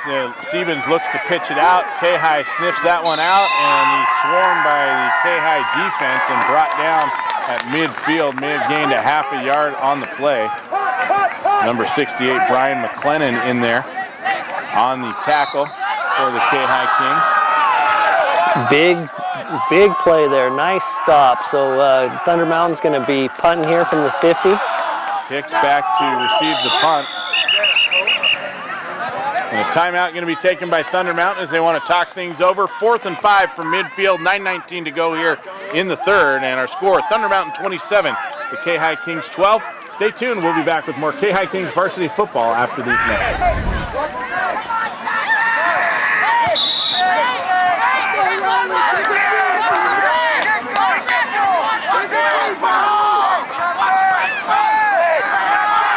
Get him. What kind of play was that? It was a fake punt. But He knew he was dead. There's a flag though. He got hit hard. I guess he can throw it forward. Yeah. In front of the line of scrimmage. They're gonna wave it up. Welcome back as they roll out to the right-hand side. A fake punt attempt by Riley Olson. He's going to turn the ball over to Kayhi on downs. They'll get it at midfield as Olson rolled out to the right-hand side. The Kayhi defense sniffed it out. And with 9:12 to go, Kayhi will have a good field position. Yeah, Kayhi's defense coming out much better than they looked all first half. And their offense has looked much better also so far. Hicks, a big run, 65-yard run. start off the second half for the Kayhi Kings. Fausel and Hicks in the backfield, trips to the left. Twins out to the right-hand side. McBurnett under center. Takes the snap, hands off to Hicks. Hicks a little bit of a hole. Gets pulled forward by the Thunder Mountain Falcon defense. They wrapped him up at about 2 positive yards and then pulled him forward another 3. So he'll get about maybe 5, close to 5 yards on the carry. It'll be 2nd and 5 from the Thunder Mountain 45. Yeah, I'm sure the Thunder Mountain coach is telling their players, get a hold of them and stay a hold of them until someone else comes to help if you don't have a good shot. He'll go down pretty easily, you know, typically, but it's hard to get a good shot on him. He's a small kid, but quick. Very quick. McBurnett now takes the snap, rolls out to the right-hand side, looking for a pass. Defense in hot pursuit. McBurnett tucks and runs. Puts his head down, first down yardage, and then some. So nice run by T. McBurnett, and that will move the chains for the Kayhi Kings as it looked kind of like a broken play. He rolled out like he was going to pass. Nobody downfield to throw to, tucked and ran down the right side, and a few nice blocks by the Kayhi offense helped spring him loose. Yeah, he made a decision pretty early there that he was going to run it the whole way instead of pass, and he hit a lot of space. From the Thunder Mountain 40 or 37, Fausel and Hicks in the backfield. McBurnett again under center, trips to the left. Now they hand off to Fausel. Fausel brought down up the middle, may have gained a yard on the play. That does look like the call. It'll be 2nd and 9 now with 7:50 to go here in the 3rd. Quick hitter, that was T under center that time? Yeah. Yeah, so that's the first time we've seen that. Same formation as far as the trips to either side, but that time he was under center and he had a fullback. Quick handoff there to Fausel right up the middle. 27-12 our score. Kayhi trying to close the gap as they went into the half, down 27-6, scored early here in the 3rd quarter. And now trying to add another score on top. Pitched out to Hicks. Hicks gets around the corner, finds a hole, gets around there over there on the left-hand side, and a holding call is going to come. He's going to get to the end zone, but a holding call is going to come on Noah Silva. And a good call by the official. It was really apparent here as Silva held him up, and they're going to march that one back. Yeah, that was a little too obvious. The one guy that had a shot at him was held up for about 4 or 5 seconds. So right in front of the official too. You're not going to get away with that one, and that one will be coming back. So Hicks. And a lot of times it's unnecessary. Hicks may have turned and that guy had a good step on that guy. Yeah. I don't know that guy would have got to him. And nonetheless, even if he hadn't have got the touchdown, he would have had some nice positive yards there on the run. And instead, it's going to come back. It'll be 2nd and 11 now for another killer there, penalty for Ketchikan. They're moving the ball well, but it's still 2nd down, so we've got some downs left. McBurnett hands off to Hicks. Hicks finds some room in the middle, gets a block, still on his feet. Now he's going to find the end zone. Did he get there? I can't see it. Looked like he had it. No, down on about the 1 foot line. They got the foot right down on the goal line. Hicks just rattled off another 40 yards. And Kayhi finding some offensive rhythm here in the 2nd half. Yeah, things are changing here. It was interesting, early on they went to Hicks a couple times, negative yards in a few carries that he had at the beginning, and they just stopped going to him. Here, they don't seem to care. They just continue to just let him pound it out, and he's paying big dividends for the Kayhi Kings here so far in the 2nd half. And which I haven't seen a whole lot of and was hoping to see more of. Hicks is hitting the hole now.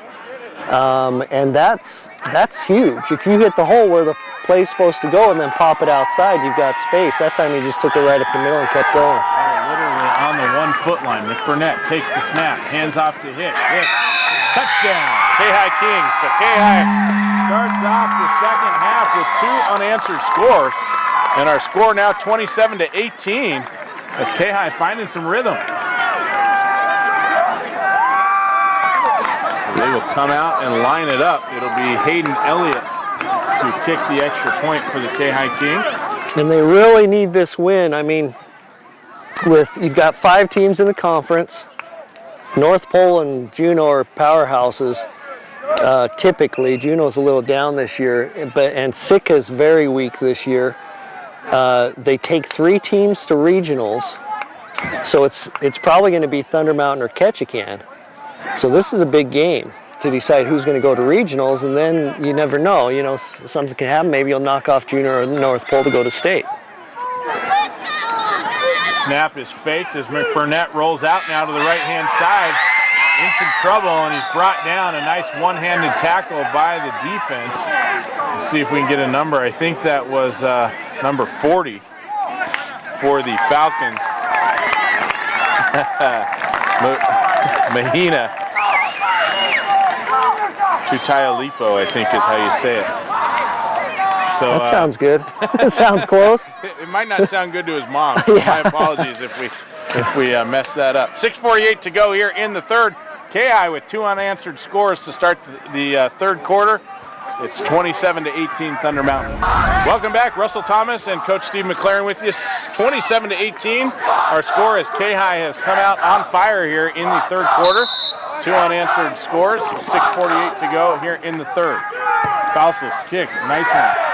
Deep into the hands of 44. Has a little bit of running room, still on his feet at midfield. Finally brought down by Darrell Ware for the Kayhi Kings. A nice return by William Martin for the Falcons.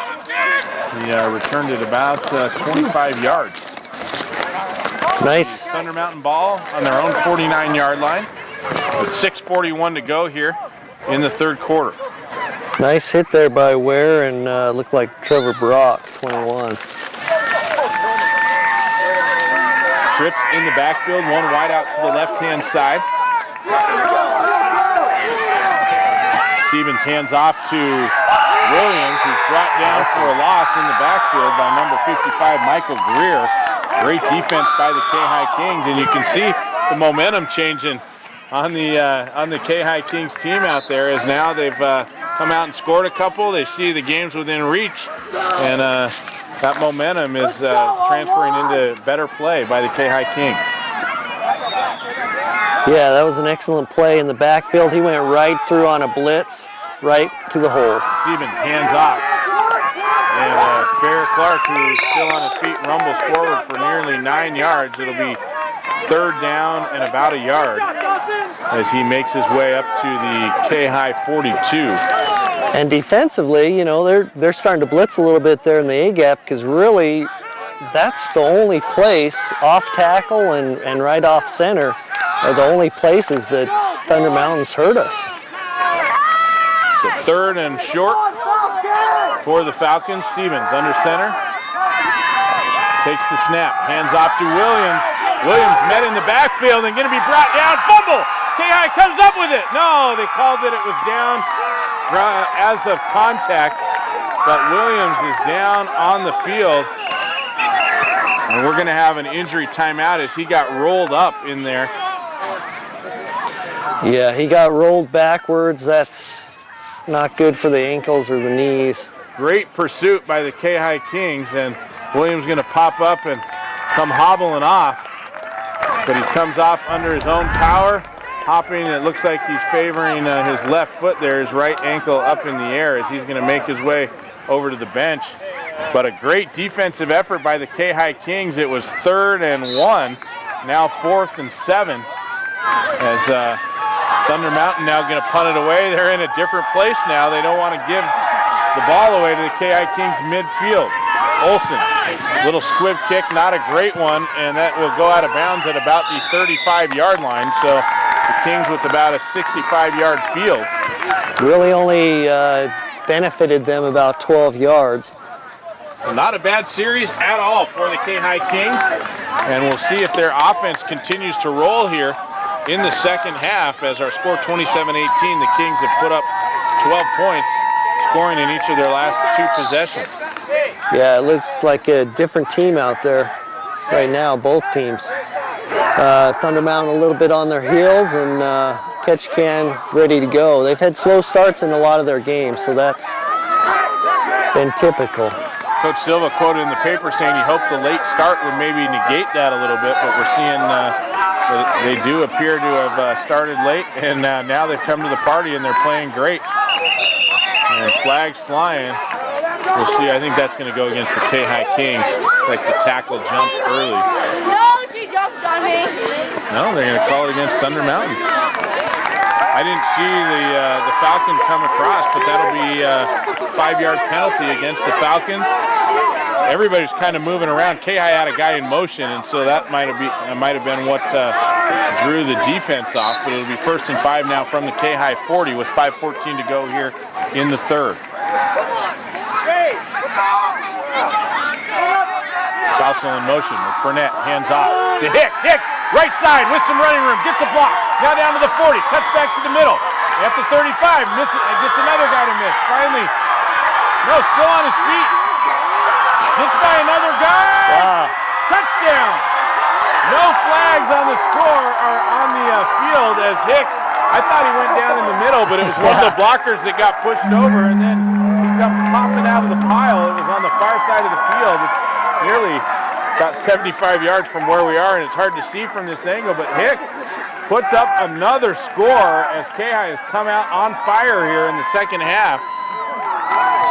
Yeah, that was an excellent run. It looked like he was down like 3 times, and all of a sudden he's popping out to the side there and ends up with an excellent run.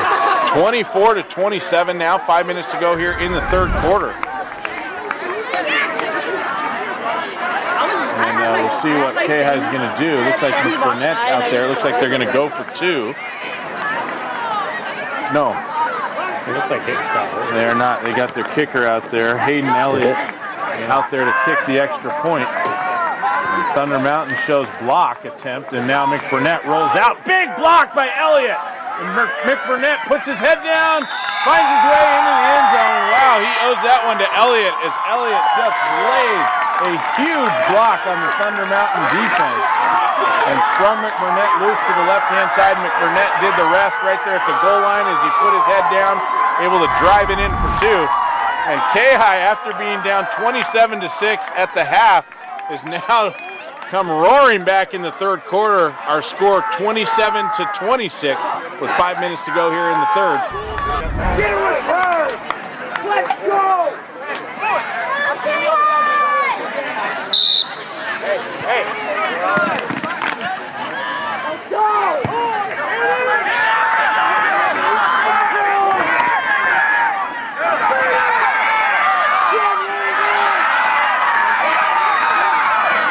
Kickoff from Falcons, fielded by number 44, William Martin. But flags out on the field. Martin with a nice return all the way up to the, past midfield to about the Kayhi 47, 46. But flags early on the play. We'll see. I think it's going to go against the Thunder Mountain Falcons. It was a good job by Martin to field that. That was a tough kickoff. It was a tough kick. Took a weird bounce. He got a good grab on the ball as it came zinging by him. It almost looked like it was going to get back behind him, and he was able to hold on to it. But unfortunately, the nice run back is going to be marched back to the 35. So it'll be 1st and 10 from the 35 as Thunder Mountain now going to start in the same place the Kayhi Kings started last series. 4:50 to go here in the third, 27-26, and boy, if you just listened to the first half, you would have thought this game was over, but the Kayhi Kings came out and answered back. Connor Hicks getting it done here in the second half. Handoff, left side over to Maka. Maka rumbles forward and just runs right over the top of Kyle Schnurr. And a huge size difference there. Kyle about half the size of Maka, able to bring him down, but Maka took Schnurr for a ride there, as he did. Yeah, there's nothing, no frills. Maka's just running over people a lot of times. He's not running low. He's basically standing up, but he gets moving, and it's tough to bring him down. 2nd and 1 now from the 44. Kayhi shows blitz, brings it up the middle, and first down and then some by Bear Clark. He finally brought down near midfield. It'll be 1st and 10 for the Falcons. So if Ketchikan can keep this momentum going and get a stop here, Thunder Mountain has no answer for Hicks right now. Sure what's going on with the clock. It should be running on the running play, but 4:07 up on the clock here in the 3rd quarter. Thunder Mountain trying to get some momentum back. As Stevens under center. Maka and Bear Clark in the backfield. Hand off to Maka right up the middle. With some running room, rumbles forward for 4. It'll be 2nd and 6 now from the Kayhi 46. Yeah, really there was nothing there. It was good defense, and he's able to get 4 out of it, but decent defense there. And you wonder, you wonder why Thunder Mountain just doesn't keep, punching that ticket until Kayhi finds a stop for it, because so far, every time that Maka has touched the ball, he's rumbled forward for positive yardage. Stevens takes the snap, hands off. Bear Clark, left side, on his feet, finally brought down. Nice gang tackle by the Kayhi Kings. Number 54 in on that one for Kayhi. That's Robert Williams. Yeah, and like I said before, that's where Thunder Mountain's hurt us, is right up the middle, and it looks like they're doing the same thing. They're blitzing up those A-gaps, but Thunder Mountain's able to get 4 a shot still. Kayhi spot, as they said his knee was down, so instead of 1st down, it'll be 3rd and 1 from the Kayhi 46 with 3:23 to go. Stevens takes the snap, rolls out to the left-hand side, pitches out to Bear Clark, has some running room. Brought down, fumbled, as now the ball comes out, and Thunder Mountain recovers. Number 70, I think, fell on that one, Rick Johnson, the senior for the Falcons, and it will be 1st down. It looked like KI may have stopped him, but the ball popped out, and the fumble resulted in enough positive yardage to move the chains for the Falcons. I think if we had instant replay like the NFL, that would have been a call as the ground caused the fumble, because right when he hit, he flipped it, but it was close. Single backer in the backfield, Bear Clark back there, Stevens under center, twins to the right and the left. Stevens back to throw, looks out of the flat over to Olsen.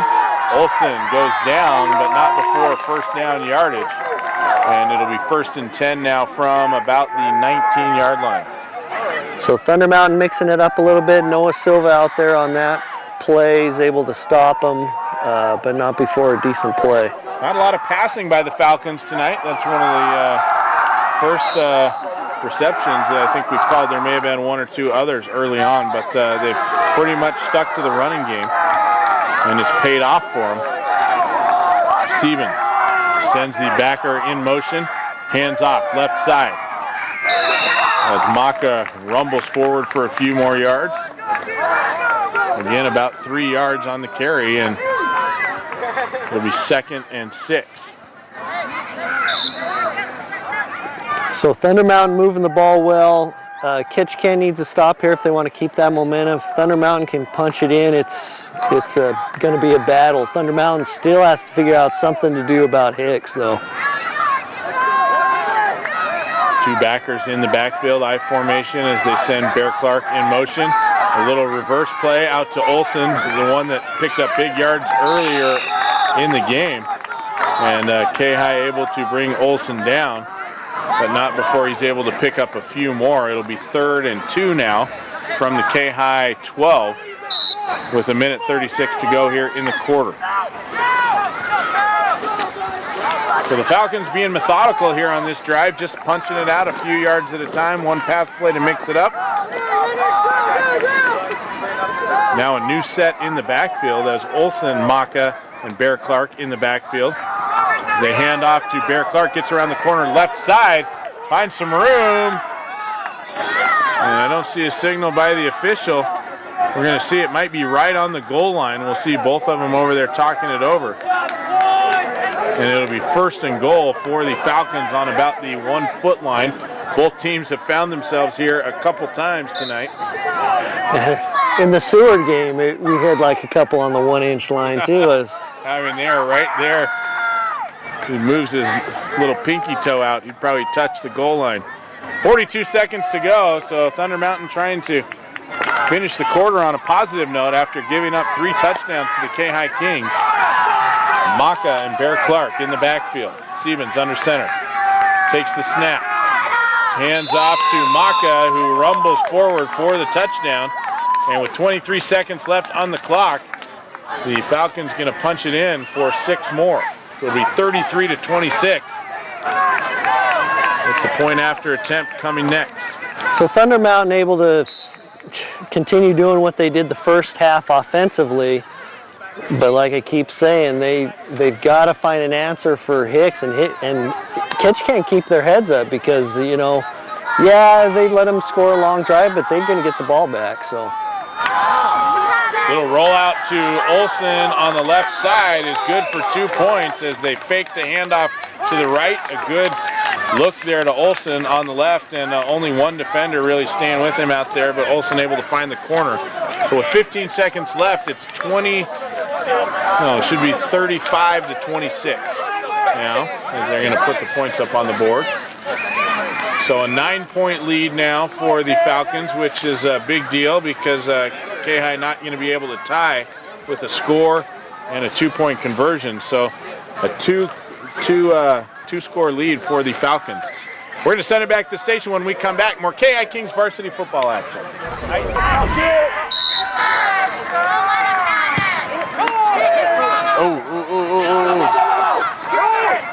are you walking? The return touch first by Johnny Weston and then picked up by Connor Hicks. It's returned to about the Kayhi 37-yard line. So with 11 seconds left in the quarter, the Kayhi Kings find themselves down by 9, 35-26. If you're just joining us, you missed a great start to the third quarter as Connor Hicks put up 3 touchdowns for the Kayhi Kings to bring them within 1 before the Kayhi defense allowed the Falcons to march down the field and punch one in. So the Falcons now lead by 2 scores, but momentum certainly in this half going to the Kayhi Kings. yeah, and it's just a matter of both defenses trying to figure out how to stop the run and up the middle. That's all either team's been able to do, you know, this half. That's all they had to do. The timeout going to be taken by the Falcons, so we'll take another timeout to allow for a chance for our sponsors to get a plug in there. Again, thanks to them for bringing you this game. Welcome back. 11 seconds on the clock here. That's it. Yep. It's about.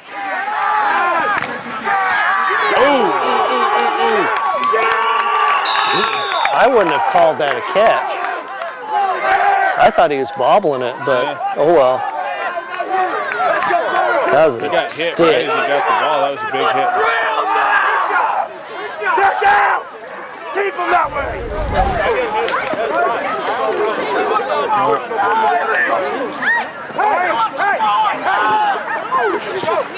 We have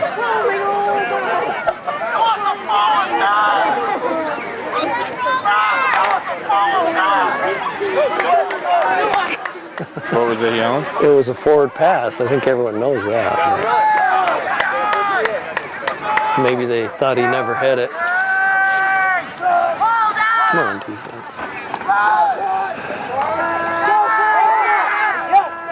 Hello, our battery went dead again.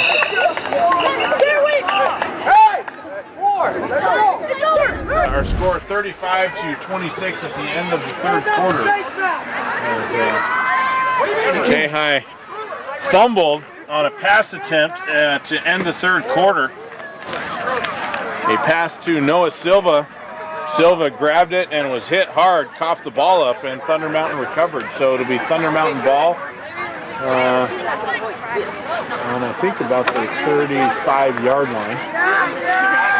So Thunder Mountain in good field position and trying to close the door on the Kayhi Kings. Kayhi's going to have to play tough defense here in the fourth quarter in order to have a chance to cut that lead again.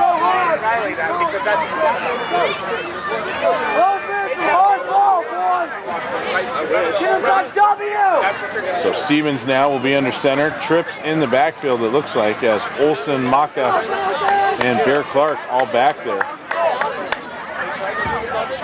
One wideout, number 28. Shannon Ryan. Hi, Mike. Our battery just went out. Mayhew, the lone. Okay, wideout great. to the Thanks. Left-hand side. Okay, but he's bringing another one. Stevens now under center, takes the snap, hands off to Bear Clark. Bear Clark with some running room. Stiff arms one defender and then rumbles his way up to the 21-yard line. That'll be enough for a first down. A big run. Nice hit by Weston. By Bear Clark, and a nice hit by Weston for the Kayhi Kings. Yeah, he got a bunch of yards, unfortunately, but as he's being drugged down, nice hit by number 30 Weston. Looks like we got a penalty too. So they're going to march it back on the flag. It'll be replay first down. It'll be 1st and 15.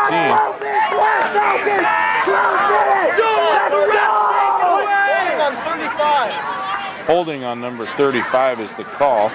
That's Brendan Van Kirk, who's called for the hold. So that's a big penalty for the Falcons. It's like a 40-yard difference. Yeah, 40-yard difference from where they were as they're down near at midfield now. The ball sits right on at midfield. It'll be 1st and 25 for the Falcons. Stevens takes the snap, hands off right up the middle, and that one snipped out. Mako may have got a yard or two as he fell forward. It'll be 2nd and about 22 from the Kayhi 48-yard line. So great defense by the Kings up the middle. That's one thing we've been talking about, is they need to be able to close down those lanes. And that time they did a nice job defensively doing just that. But the battery cut out. Stevens Doing the radio, but the battery cut out. Flag going to go against the Falcons. False start. That'll march it back another 5 yards. So it'll be 2nd down. But the battery's dead, so. A lot. 30-plus yards for the Falcons. Yeah. With 11-10 He's bringing another battery, so. Kings down by 9 points, but a long field now for the Falcons as they continue to suffer some problems with penalties. Yeah, again, it's been a story the whole first half of both teams killing themselves, and now Thunder Mountain's doing it again. Both teams really cleaned up their act in the 3rd quarter. Not a lot of flags, but here in the 4th, starting to see some more. Olsen in motion. Stevens back to pass. Pressure by the Kayhi defense. Throws it upfield. Silva underneath, and Olsen makes a huge grab. Big grab as Silva looked like he was going to be able to haul in the interception and somehow slipped right through his hands, and Olsen made a great catch for the Falcons. Not enough for a first down, but a big gain, nearly 25 yards on the throw. So it'll be 3rd down and about 8 from the 30-yard line. A great throw play there by Stevens. Yeah, Silva was in perfect position. Quarterback was kind of in trouble, just threw it up for grabs, and number 11 for Thunder Mountain did a great job. He made that play. Stevens now takes the snap, back to throw again, rolls out to the right side, pressure, a hold, and a flag going to come out on the play, so Kayhi going to get this one. That one bobbled, but a hold right in front of the official is going to go against Thunder Mountain anyway, so it would have been for naught had he caught it. But no defenders down in deep territory, and if that one would have been caught, the pass intended for 44, William Martin.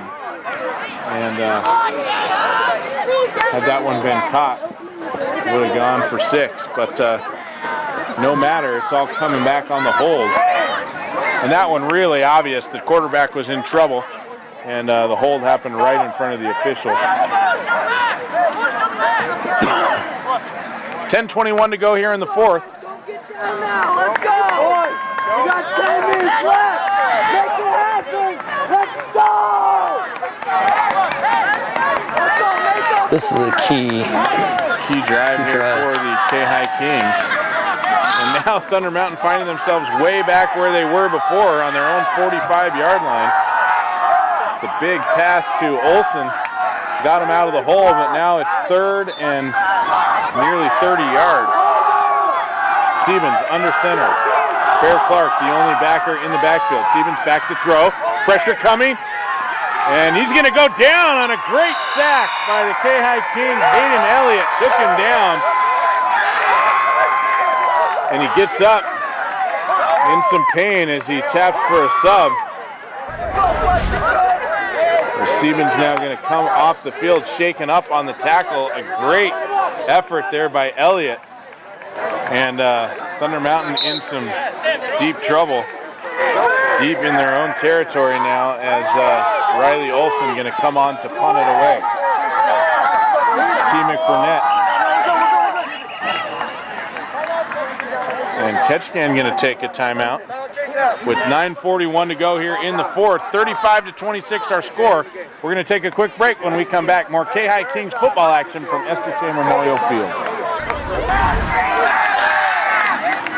Welcome back is a nice punt by Elliott back to Hicks. It's going to take a bounce and go out of bounds. And actually a nice play by the Falcons as Olson able to get it out of bounds down near the 45-yard line. Hicks back to return for the Kayhi Kings, not going to have a chance. So it'll be a long field for the Kayhi Kings, but a nice stand as it looked like the Falcons had some momentum there. And Kayhi able to step it up and make it happen and get the ball back. Yeah, Thunder Mountain, of course, needed some passes, being that they had 35 yards to go, and they just had, the quarterback had no time at all back there. The rush was on. He was able to scramble out one time and get the hold, but just no time. Great defense. So Kayhi now trying to put some offense back together with 9:41 to go here in the fourth, down by 9. Hick in the backfield, along with Fausel McBurnett under center. And a jump by the defense, but number 63 for the Kayhi Kings moved as well. That's Jace Carlson. We'll see what the call is if the defense came across. And that's going to go against Kayhi. So it'll be 1st and 15 now. The long field just got longer. Again, we mentioned the third quarter kind of penalty free as neither team really making those mistakes. Here in the fourth, some of that starting to show up again that we saw early in the game. That could just be fatigue maybe on the part of the players as you get towards the end of the game. Pass now into the flats to Silva. Silva with a little bit of running room. Still on his feet. Now down near the 30-yard line. Will pick up about 10 on the play. So a nice pass out into the flats. Silva with some blocking. And it looks like Silva's down over on the sideline over there.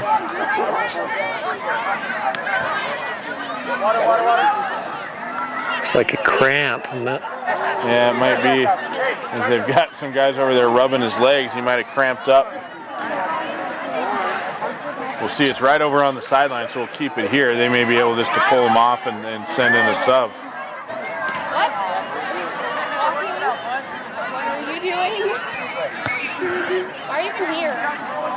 Again, early in the game, if you missed it, John Summerlot, number 15 for the Thunder Mountain Falcons, hit really hard and showed signs, what appeared out on the field to be like signs of concussion symptoms. He was wobbly on his feet and a little disoriented out there, and they got him over on the sideline, evaluated him, ended up going ahead and putting him on the stretcher and rolling him out. So we'll hope for good news there, that it's just a temporary thing and that he'll be back and playing soon for the Falcons. A couple other injuries in the game. Number 20, Ivan Williams, I believe it's Ivan, last name Williams, rolled his ankle. And he's been on the sideline since then. We've seen him up a couple different times, like he wants to go back in, and we'll see if Coach Rice is going to let him play or not. So it'll be 2nd and about 4 now for the Kayhi Kings from the 30-yard line as Silva off the field.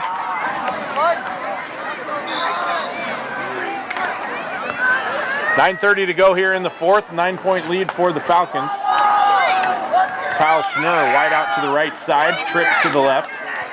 Fausel and Hicks in the backfield with McBurnett under center. 6 seconds left on the play clock. They got to get it off quickly. McBurnett's going to get a penalty here. And that's it. The flag's going to come. Another 5 yards as McBurnett not paying attention. And the 35 seconds ran off the clock, or 25 ran off the clock. And they'll march it back 5 yards. So what was a 2nd and 5 is now a 2nd and 10. Again, they're going to wave it off. They're going to wave it off. It's 35 seconds, I think. They maybe should have reset it. Maybe somebody didn't reset it like they should have, and there should have been more time there, so they're going to wave it off. Ball is hiked, handed off to Hicks in the middle, and he gets nowhere, met right at the line by the defense. So it'll be 3rd and 5 now from the 3rd and 6 from the 29-yard line. Big play here. Big play for the Kayhi Kings. Yeah, we need this first down here because the momentum's kind of neutral right now. So McBurnett now back in shotgun position, split backs in the backfield, one wide out to the right, trips to the left, and a flag's going to go against the Kayhi Kings, I think. It'll be a false start.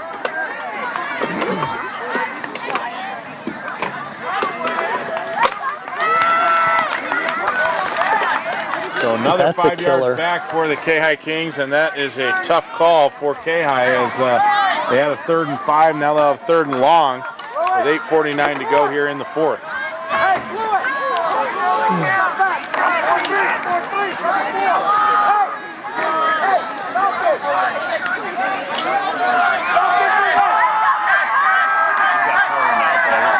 Is she going to switch it over or what? Okay. 3rd and 10, McBurnett back to pass, in some trouble. The defense got him wrapped up. He's still on his feet, gets away, gets a block. Now cuts back to the middle, but he's going to be brought down out near the 25-yard line, so no gain on the play, a lot of dancing around, and no gain overall. So it'll be 4th and 10 from the Kayhi 25. And they're way backed up. I'd say you got to punt it here. Your defense has done pretty decent this half. I mean, punt it away. Don't give them the ball down here. So we'll see what Kayhi is going to do. McBurnett over there talking to Coach Hicks on the sideline. And Hicks now, or McBurnett, makes a nice punt deep down into Thunder Mountain territory, and they're going to let it roll. A nice punt by McBurnett, and again, McBurnett punting the ball right at the line of scrimmage and making it a little bit hairy there. You take a big breath as you see that come off his foot, but a great punt by McBurnett, and that's going to back the Thunder Mountain Falcons up all the way to their own 21 or 22-yard line. Yeah, excellent play, good decision. That's what you got to do in this situation, and hope your defense continues to step it up this half and get the ball back to your offense. Are you okay? Yeah. How's the other guy?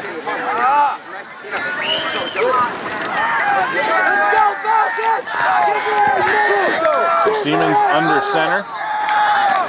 Now hands off left side over to Bear Clark, and Bear Clark still on his feet before finally being brought down out near the 35-yard line.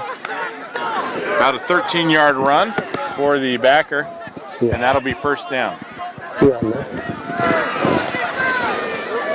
And now, now time's becoming an issue. If Thunder Mountain can move this ball down the field, Kayhi is in trouble. They've got to come up with the stop, even though this game's gone on for a long time. Time's an issue now. If they go down and score, it's going to be very tough for Ketchikan. Siemens now sends the backer in motion. Kayhi comes across, and I believe that's going to be a penalty against the Kayhi Kings. So big penalties here for the Kings in the 4th quarter. No, they're going to mark it off against the Falcons. I didn't see who jumped, but it looked to me like the Kayhi defense came across. Obviously, they were drawn across by the Falcons, and so it'll be 1st and 15. now from about the 31. Yeah, it looked like number 28 jumped the receiver out here on this side. Maka in motion is now Siemens. Hands off, left side. Defense sniffs it out, flagged down on the play as Bear Clark rumbles forward for a few yards. He got about 4 on the carry. We'll see what the flag is. Should I turn those off while we're waiting?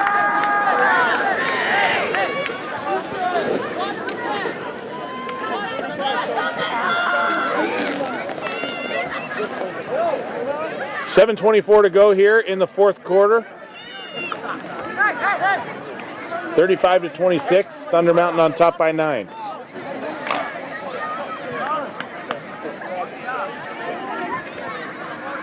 So it'll be first and about 14 from the 32-yard line.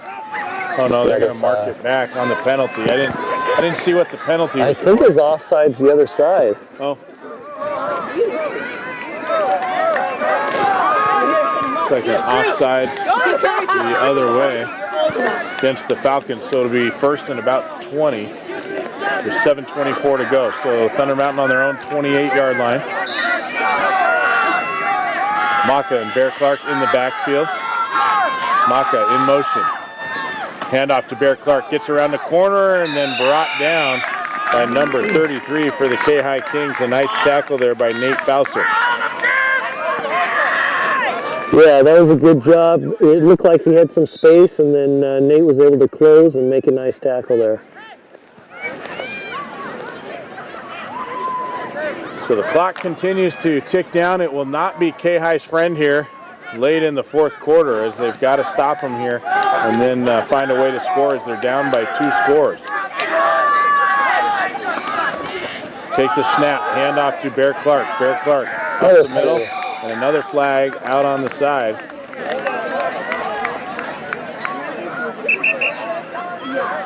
And Schnurr a little bit dazed on the hit there as he comes up a little bit wobbly. So he'll make his way off the field as number 72 comes in for him. That's Zach Eichner.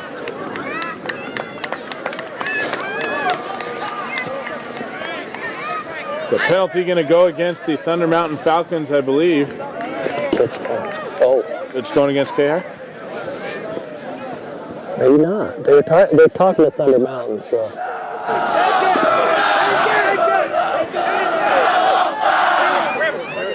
They decide whether or not to take it or not.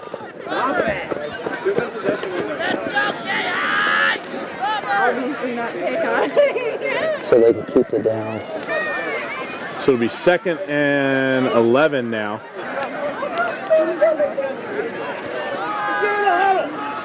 So the yardage. 35. So the yardage was about the same. So Thunder Mountain was trying to decide whether or not to take the penalty. They might as well take the penalty and keep the down and be in about the same position they were otherwise. Maka and Bear Clark in the backfield. Kayhi shows blitz. Keeper now pitched out to Bear Clark. The defense sniffs it out and brings Bear Clark down, but not before he gets a couple yards. It'll be 3rd and about 8 or 9, depending on the spot. Out near the 38-yard line.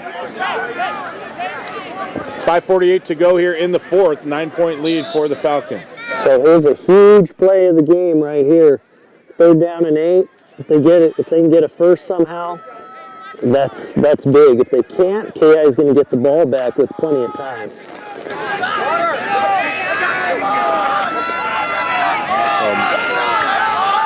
Two backers in the backfield. They hand off right side, some running room. Fumbled. They had the first. And I think Falcons may have come back up with it on the bounce, but they're not going to have enough for the first down. It's going to be 4th and 2 on their side of the field, and this will be a big call for the Thunder Mountain Falcons. Yeah, it looked like 39 had the first, but he dropped the ball, turned around, and it was recovered about where he turned around and dropped it. So big call here. A timeout taken by the Falcons, so we'll take timeout with 5:04 to go. 35-26, Thunder Mountain on top. We'll be back after these messages. Welcome back. Welcome back as Thunder Mountain hands off around the corner and a first down and then some. Bear Clark still on his feet, now down to the 30. And a huge tackle by Connor Hicks as he tracks Bear Clark down. Brings him down near the 21, but not before Bear Clark able to rattle off big yardage, about a 40-yard run. And Bear Clark hurt on the tackle. A great effort there by Connor Hicks to track him down and to make the tackle from behind. Looks like he was drugged down there and probably hurt an ankle is what it's looking like. Can you go? Get here. Now they don't know who to put in because 20's limping a bit too. Everybody getting a little banged up out there. It's been a rough game for both teams. Kayhi hasn't lost any players, I don't think, in the game, but Thunder Mountain down a couple. But 7 gets up and he's looking, I mean, that was huge. That was a huge play. A gutsy call by Thunder Mountain to go for it in their own territory, but it paid off as the run game just continues to punish the Kayhi Kings. And that will be 1st and 10 now from the 21-yard line. Yeah, we were talking and it was like, yeah, you got to punt the ball in this situation. You're up by, there's 2 scores. Kayhi's got to score twice, but he looks good. Yeah. He made a good call because it ended up good, I guess. So Stevens now rolls out, hands off the middle. Fumble. Wrapped up, and Kayhi's got it. They say they got it, and that's the signal. They forced the fumble. So with 4:25 to go, Kayhi's going to get the ball. It'll be a long field, but they've got an opportunity now. We'll see what they're able to do with it. That was huge. I mean, the last thing you want is a turnover in this situation, and that's exactly what we got. So Ketchikan has a shot here to go down and score, and then see if they can stop them. I mean, Thunder Mountain was threatening there to score again. That would have put the game away with 4 minutes left, and this is exactly what we needed here. The Thunder Mountain sidelines coming along as they are trying to encourage the defense. The Kayhi fans all across there, a bunch of people out here at the game tonight, a bunch of people walking around the track and enjoying the ambiance, and a timeout is going to be taken by Coach Silva. He wants to talk things over. Didn't like what he saw out there. There was some confusion over on the sideline as to who was supposed to be out there and who wasn't, and rather than get a penalty. And there's still time ticking off the clock with timeout called. Yeah, and this is definitely not a time you want to take a timeout. They're going to need those timeouts. Look, the clock's still running. We're going to just keep it here as the clock just keeps ticking down, and nobody stopped it. They're going to have to reset it. Should be back to like 4:11, 4:12. They finally get it stopped. There were a few times earlier in the game where the clock wasn't running. Now it's running when it shouldn't. They're just making up for that. So we'll see if they're going to reset it. They should put some seconds back on the clock. There should be. Now they're running more off. The head official went over there to talk to the scorekeeper. I think they're going to fix it I here. don't know. They keep. Oh, now they go all the way to 4:25. It might be generous. Well, we need that time. I don't remember what was up. I thought it was like 4, 10, 11. That's what I was like thinking. But We need. under center. Pitches out to Hicks. Hicks now cuts through the middle, and then he's run over by one of his own guys. Came off a block. And great block by the Falcons. Pushed the Kayhi player right into Hicks and brought him down. And it was 2nd and 11. So after those rips Hicks had there at the start of the third quarter, he's been kind of shut down again here. Hopefully we can get something going here again. He's split out at now, a slot. Also in the backfield, McBurnett takes the snap, rolls out, looks to Silva on the left side. Silva with a little bit of running room, finds a little bit of a seam and picks up 5 or 6 yards. It should be 3rd and about 4. Nice play. Yeah, with that offense, like we talked about earlier, that's what you have to do in order to open it up in the middle, because otherwise they're not going to honor those three guys out there. You're going to have an extra blocker, but it's not going to do you a whole lot of good unless you can run some plays like that. 3rd and 4, a big 3rd down play for Kayhi, and this is, you got to go for it in this, you know, you're down by 2 scores. It's 4 down territory for the Kings, but a big play. And they drew the Falcons across 76. Meki Sicchioni comes across, and that's going to go against the Falcons. That'll be 1st down for the Kayhi Kings. So a big mistake there by the Falcons will give Kayhi second life. It'd be interesting to see what the score was without so many mistakes on either side. I mean, Thunder Mountain especially has shot, you know, really hurt themselves with these penalties. A couple big penalties in big moments like that. There's some breathing room now for the Kayhi Kings. 1st and 10 from the 30. Uh-oh. Bad snap way back into the deep. McBurnett picks it up, trying to make something of it, and is going to lose huge yards as the defense swarms him.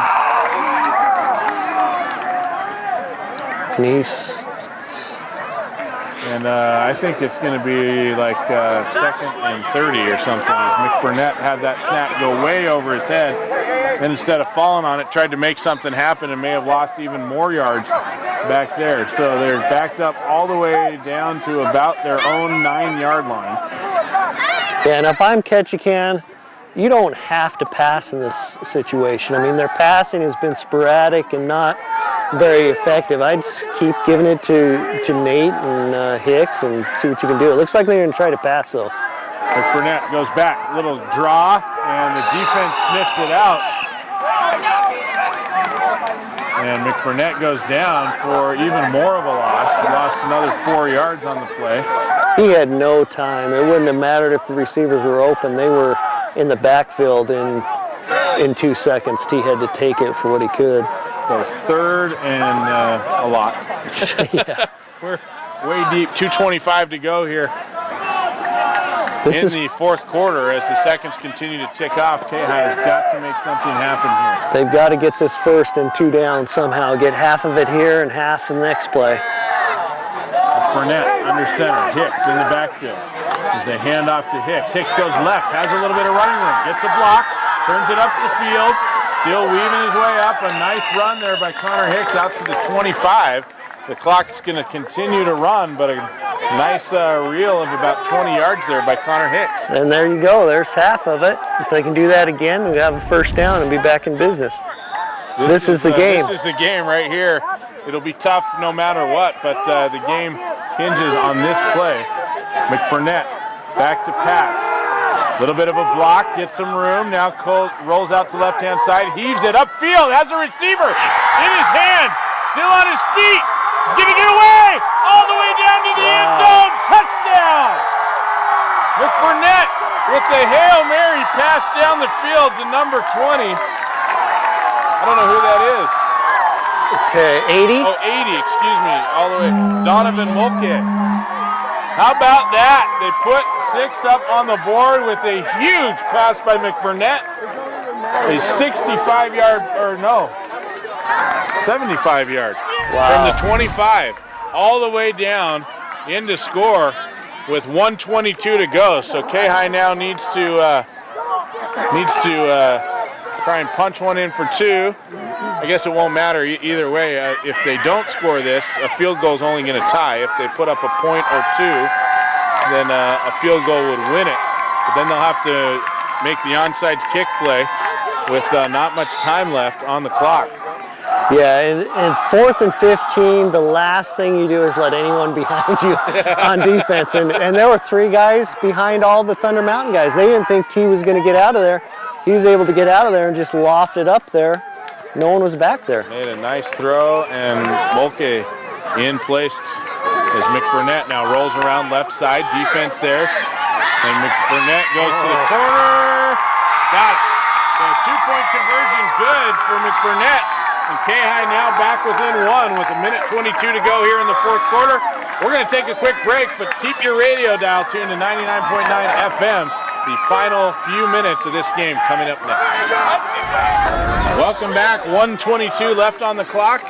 35-34 our score, and Kayhi will kick, and they will be attempting an onside kick here. That's really their only shot here. They need to recover this onside kick and not give Thunder Mountain a chance to run out the clock. So the hands team up on the front line here for the Falcons. Got to go 10 yards. Yeah, and those guys on the front for Thunder Mountain are nervous, I'm sure. And Nate's a great kicker, so he can do these onside. So Falcon now lines everybody up. We'll see which direction he's going to go.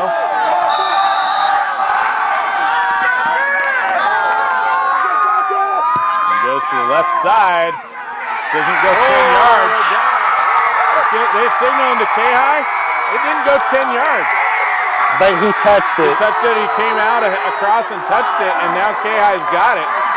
Wow. One of their guys came across the 50-yard line, touched it, popped out of his hands, and Kayhi grabbed it, so it'll be Kayhi ball with 1:21 to go. How about that? So amazing. Some life into the game for the Kayhi Kings. What a game this has been. They're just not lying down. 1:21 on the clock, 1-point lead for the Falcons. And to be quite honest, I don't know how our field. Do we got a guy that can kick a field goal?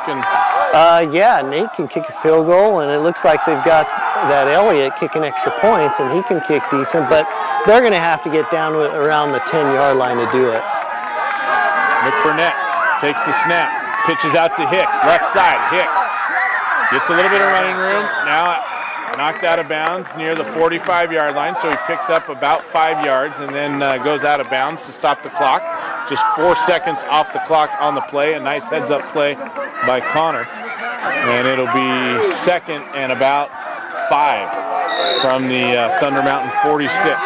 McBurnett in shotgun, takes the snap, goes back to pass. Trouble comes as the defense comes. McBurnett now going to tuck and run. First down, and then some.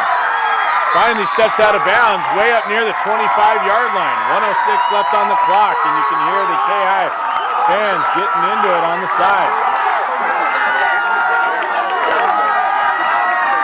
Yeah, this is, they're doing it well. That was an excellent decision making by T. He had some open space, got out of bounds to stop the clock again. They have plenty of time, really, playing it smart. So now they've adjusted the clock back to 1:12. Snap back to McBurnett. McBurnett rolls out. Left side, directs a little bit of traffic, puts his head down, finally finds the sideline. May have picked up some yardage. It's hard to tell where they're on the far side of the field, about 75 yards from us. Kind of get shielded out on some of those runs by a lot of the blockers. He picked up about 5 yards. So it'll be 2nd and 5 with 1:08 left to go. They've got about 21 yards to go for the touchdown here. And they're picking on that, they're running to the left side here, picking up yards every time, good chunks, and getting out of bounds. Fausto and Hicks in the backfield for the Kayhi Kings. Trips out to the left-hand side. Nobody out on the right. McBurnett. Everybody lining up down on the goal line side for the Kayhi Kings as they've moved down. The sideline empty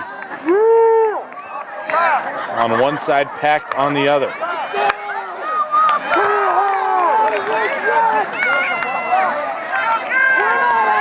So we're ready to go. Kayhi knocking on the door, trying to pull out a win here after being down 19-6 at the half.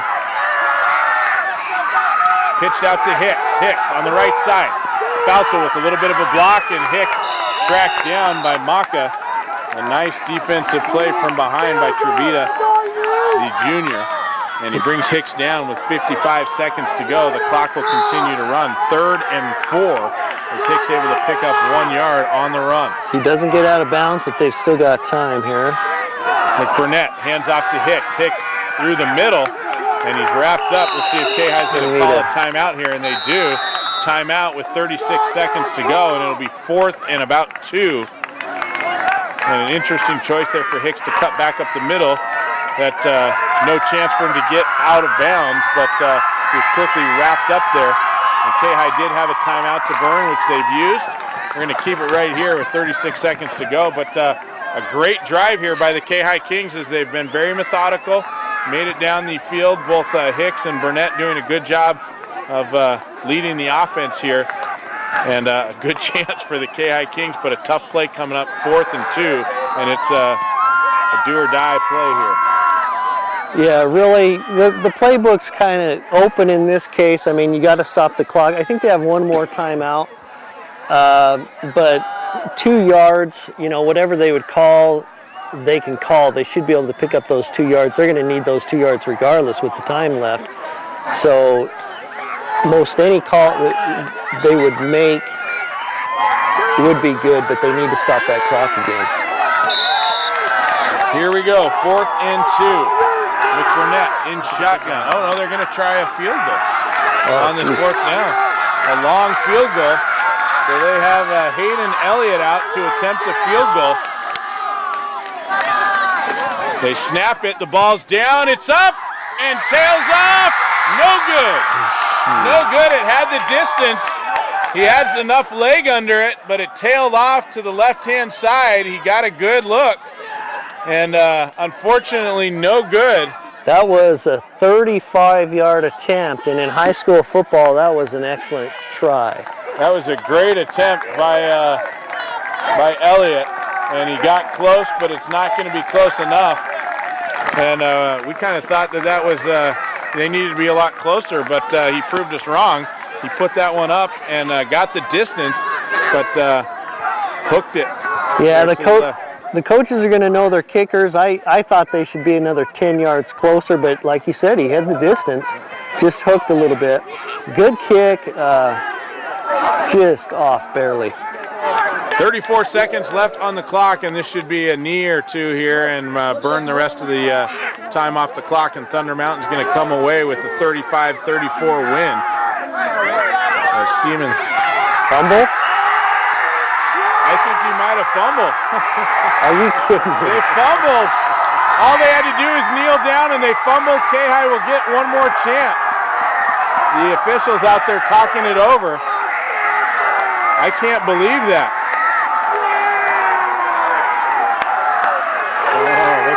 They saying it's a fumble. He tried to knee it. I'm not sure what happened. I couldn't see it.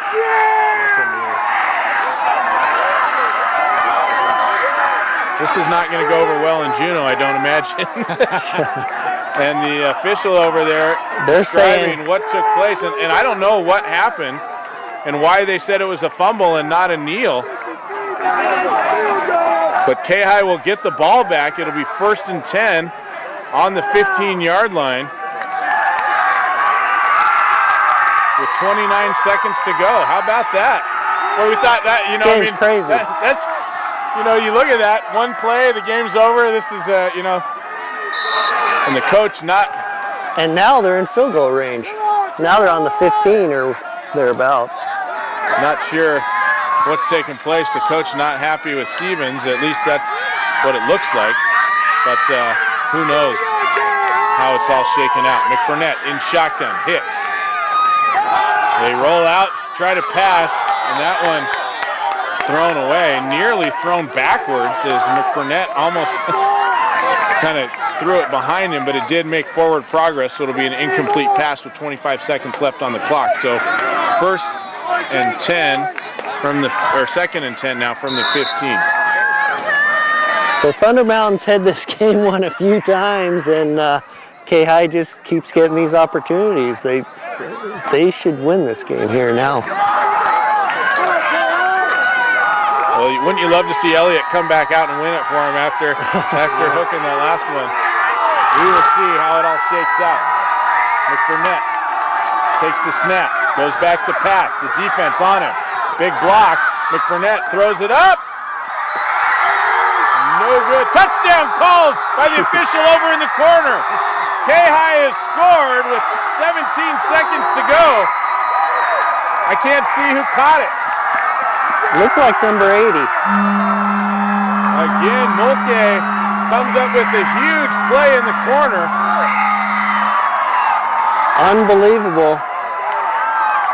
What an ending to a crazy game. 35-40 now. Kayhi will have an opportunity to, I don't know what they'll do here.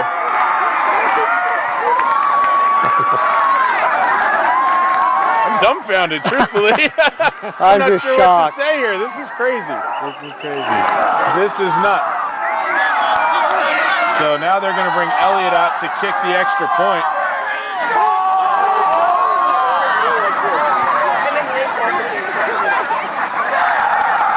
Yeah, I'm speechless, but it's. I think what happened is he went to kneel and they knocked the ball out. The line was able to push forward and knock the ball out before he kneeled down, I think is what the And he call was. kind of hesitated a little bit. McBurnett now pitches out over to Elliott. Elliott, does he get there? There goes her.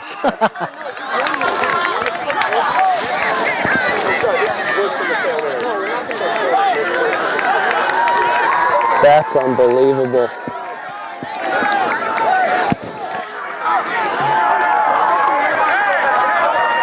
Well, at least we didn't lose it on their drive. Yeah.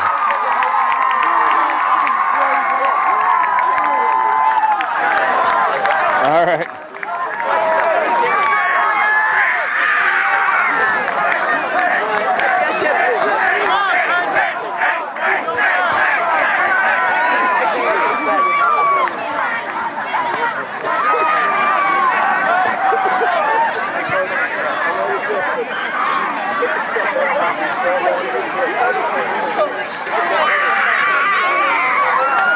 So welcome back.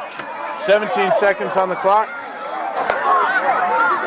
And it'll be Thunder Mountain ball as Ketchikan did not convert on the two-point conversion attempt. McBurnett had a keeper, tried to get into the end zone. Trying to listen to the coach down there at Thunder Mountain, who's really giving his team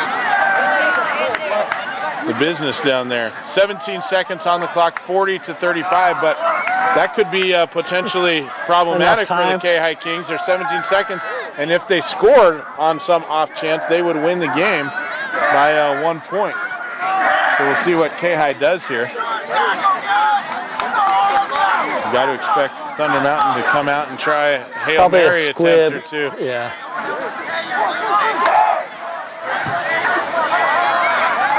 So again, the final 17 seconds, Kayhi miraculously has come back to take the lead in this game. It looked like the door was shut. All Thunder Mountain had to do was kneel down, and they fumbled the ball, and Kayhi got it and made him pay with a score. So Fausto will kick for the Kayhi Kings. Kayhi just got to play a clean final 17 seconds to win this one. That one kicked deep. Back in and out of the hands of number 11, and he falls on it down there at the 26-yard line. That was Riley Olson. Had a chance to play it, had it slip through his hands, fell back down on it, and with 14 seconds left, it'll be 1 or 2 plays left for the Falcons. Yeah, they're really have no chance right now. It's going to be other than a long ball, which was, I guess, what the situation was a little while back when Ketchikan had a 4th and 15 and scrambled around and threw the Hail Mary and got a touchdown. So you never know with this game, the way it's gone back and forth and some crazy stuff has happened. They've got 17 seconds. It's unlikely. Twins to the right and left, single backer in the backfield as Siebens takes the snap, goes back for the pass, launches it up the left-hand side. Silva trying to settle under it, and he does, kicks it off, and that will end the game as Kayhi, they're going to just have to kneel down on it. Silva comes up with a big pick on the long ball. What a play by Noah Silva. It looked like it was thrown to him, and you could just see it in his eyes as the ball was thrown up there. He settled right underneath that and made a great catch. Yeah, nice play by Silva. He knew what was coming and just ran under it and game. The Kayhi will have to snap it and to run the clock out, and we've seen how that can go tonight. So we'll say it's not over till it's over. And so they whistle the time clock to start. Kayhi's going to line it up. You don't want any penalties. You don't want any funny business. You just want a nice snap and a kneel down, and the game is over. They're going to snap it to McBurnett in shotgun. And a flag going to come. I think it's going to come against the Falcons. And that will march it forward 5 yards. It doesn't matter at this point.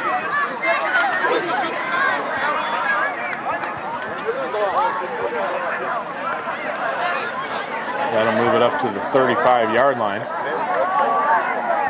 So again, all KI has to do is make one snap.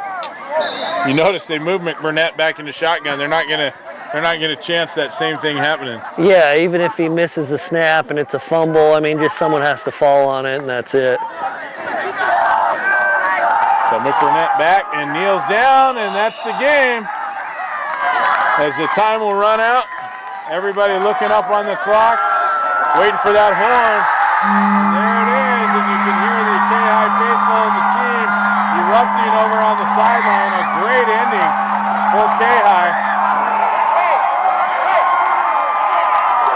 And a disappointing loss for the Falcons, who look to have the game in the bag after stopping the Kayhi Kings.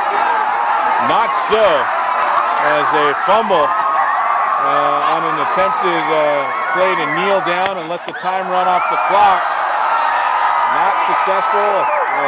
Kayhi recovered the fumble and punched it in for 6. Our final 40-35. We're going to take a quick break. When we come back, we'll wrap this game up. If we could have even started to dream that the game would end up like that, the Kayhi Kings found themselves down by 3 scores. It was 26-6 at one point, I believe, and I've lost track of it, but Kayhi able to come back. They scored 3 touchdowns to open the third quarter, all coming at the hands of Connor Hicks.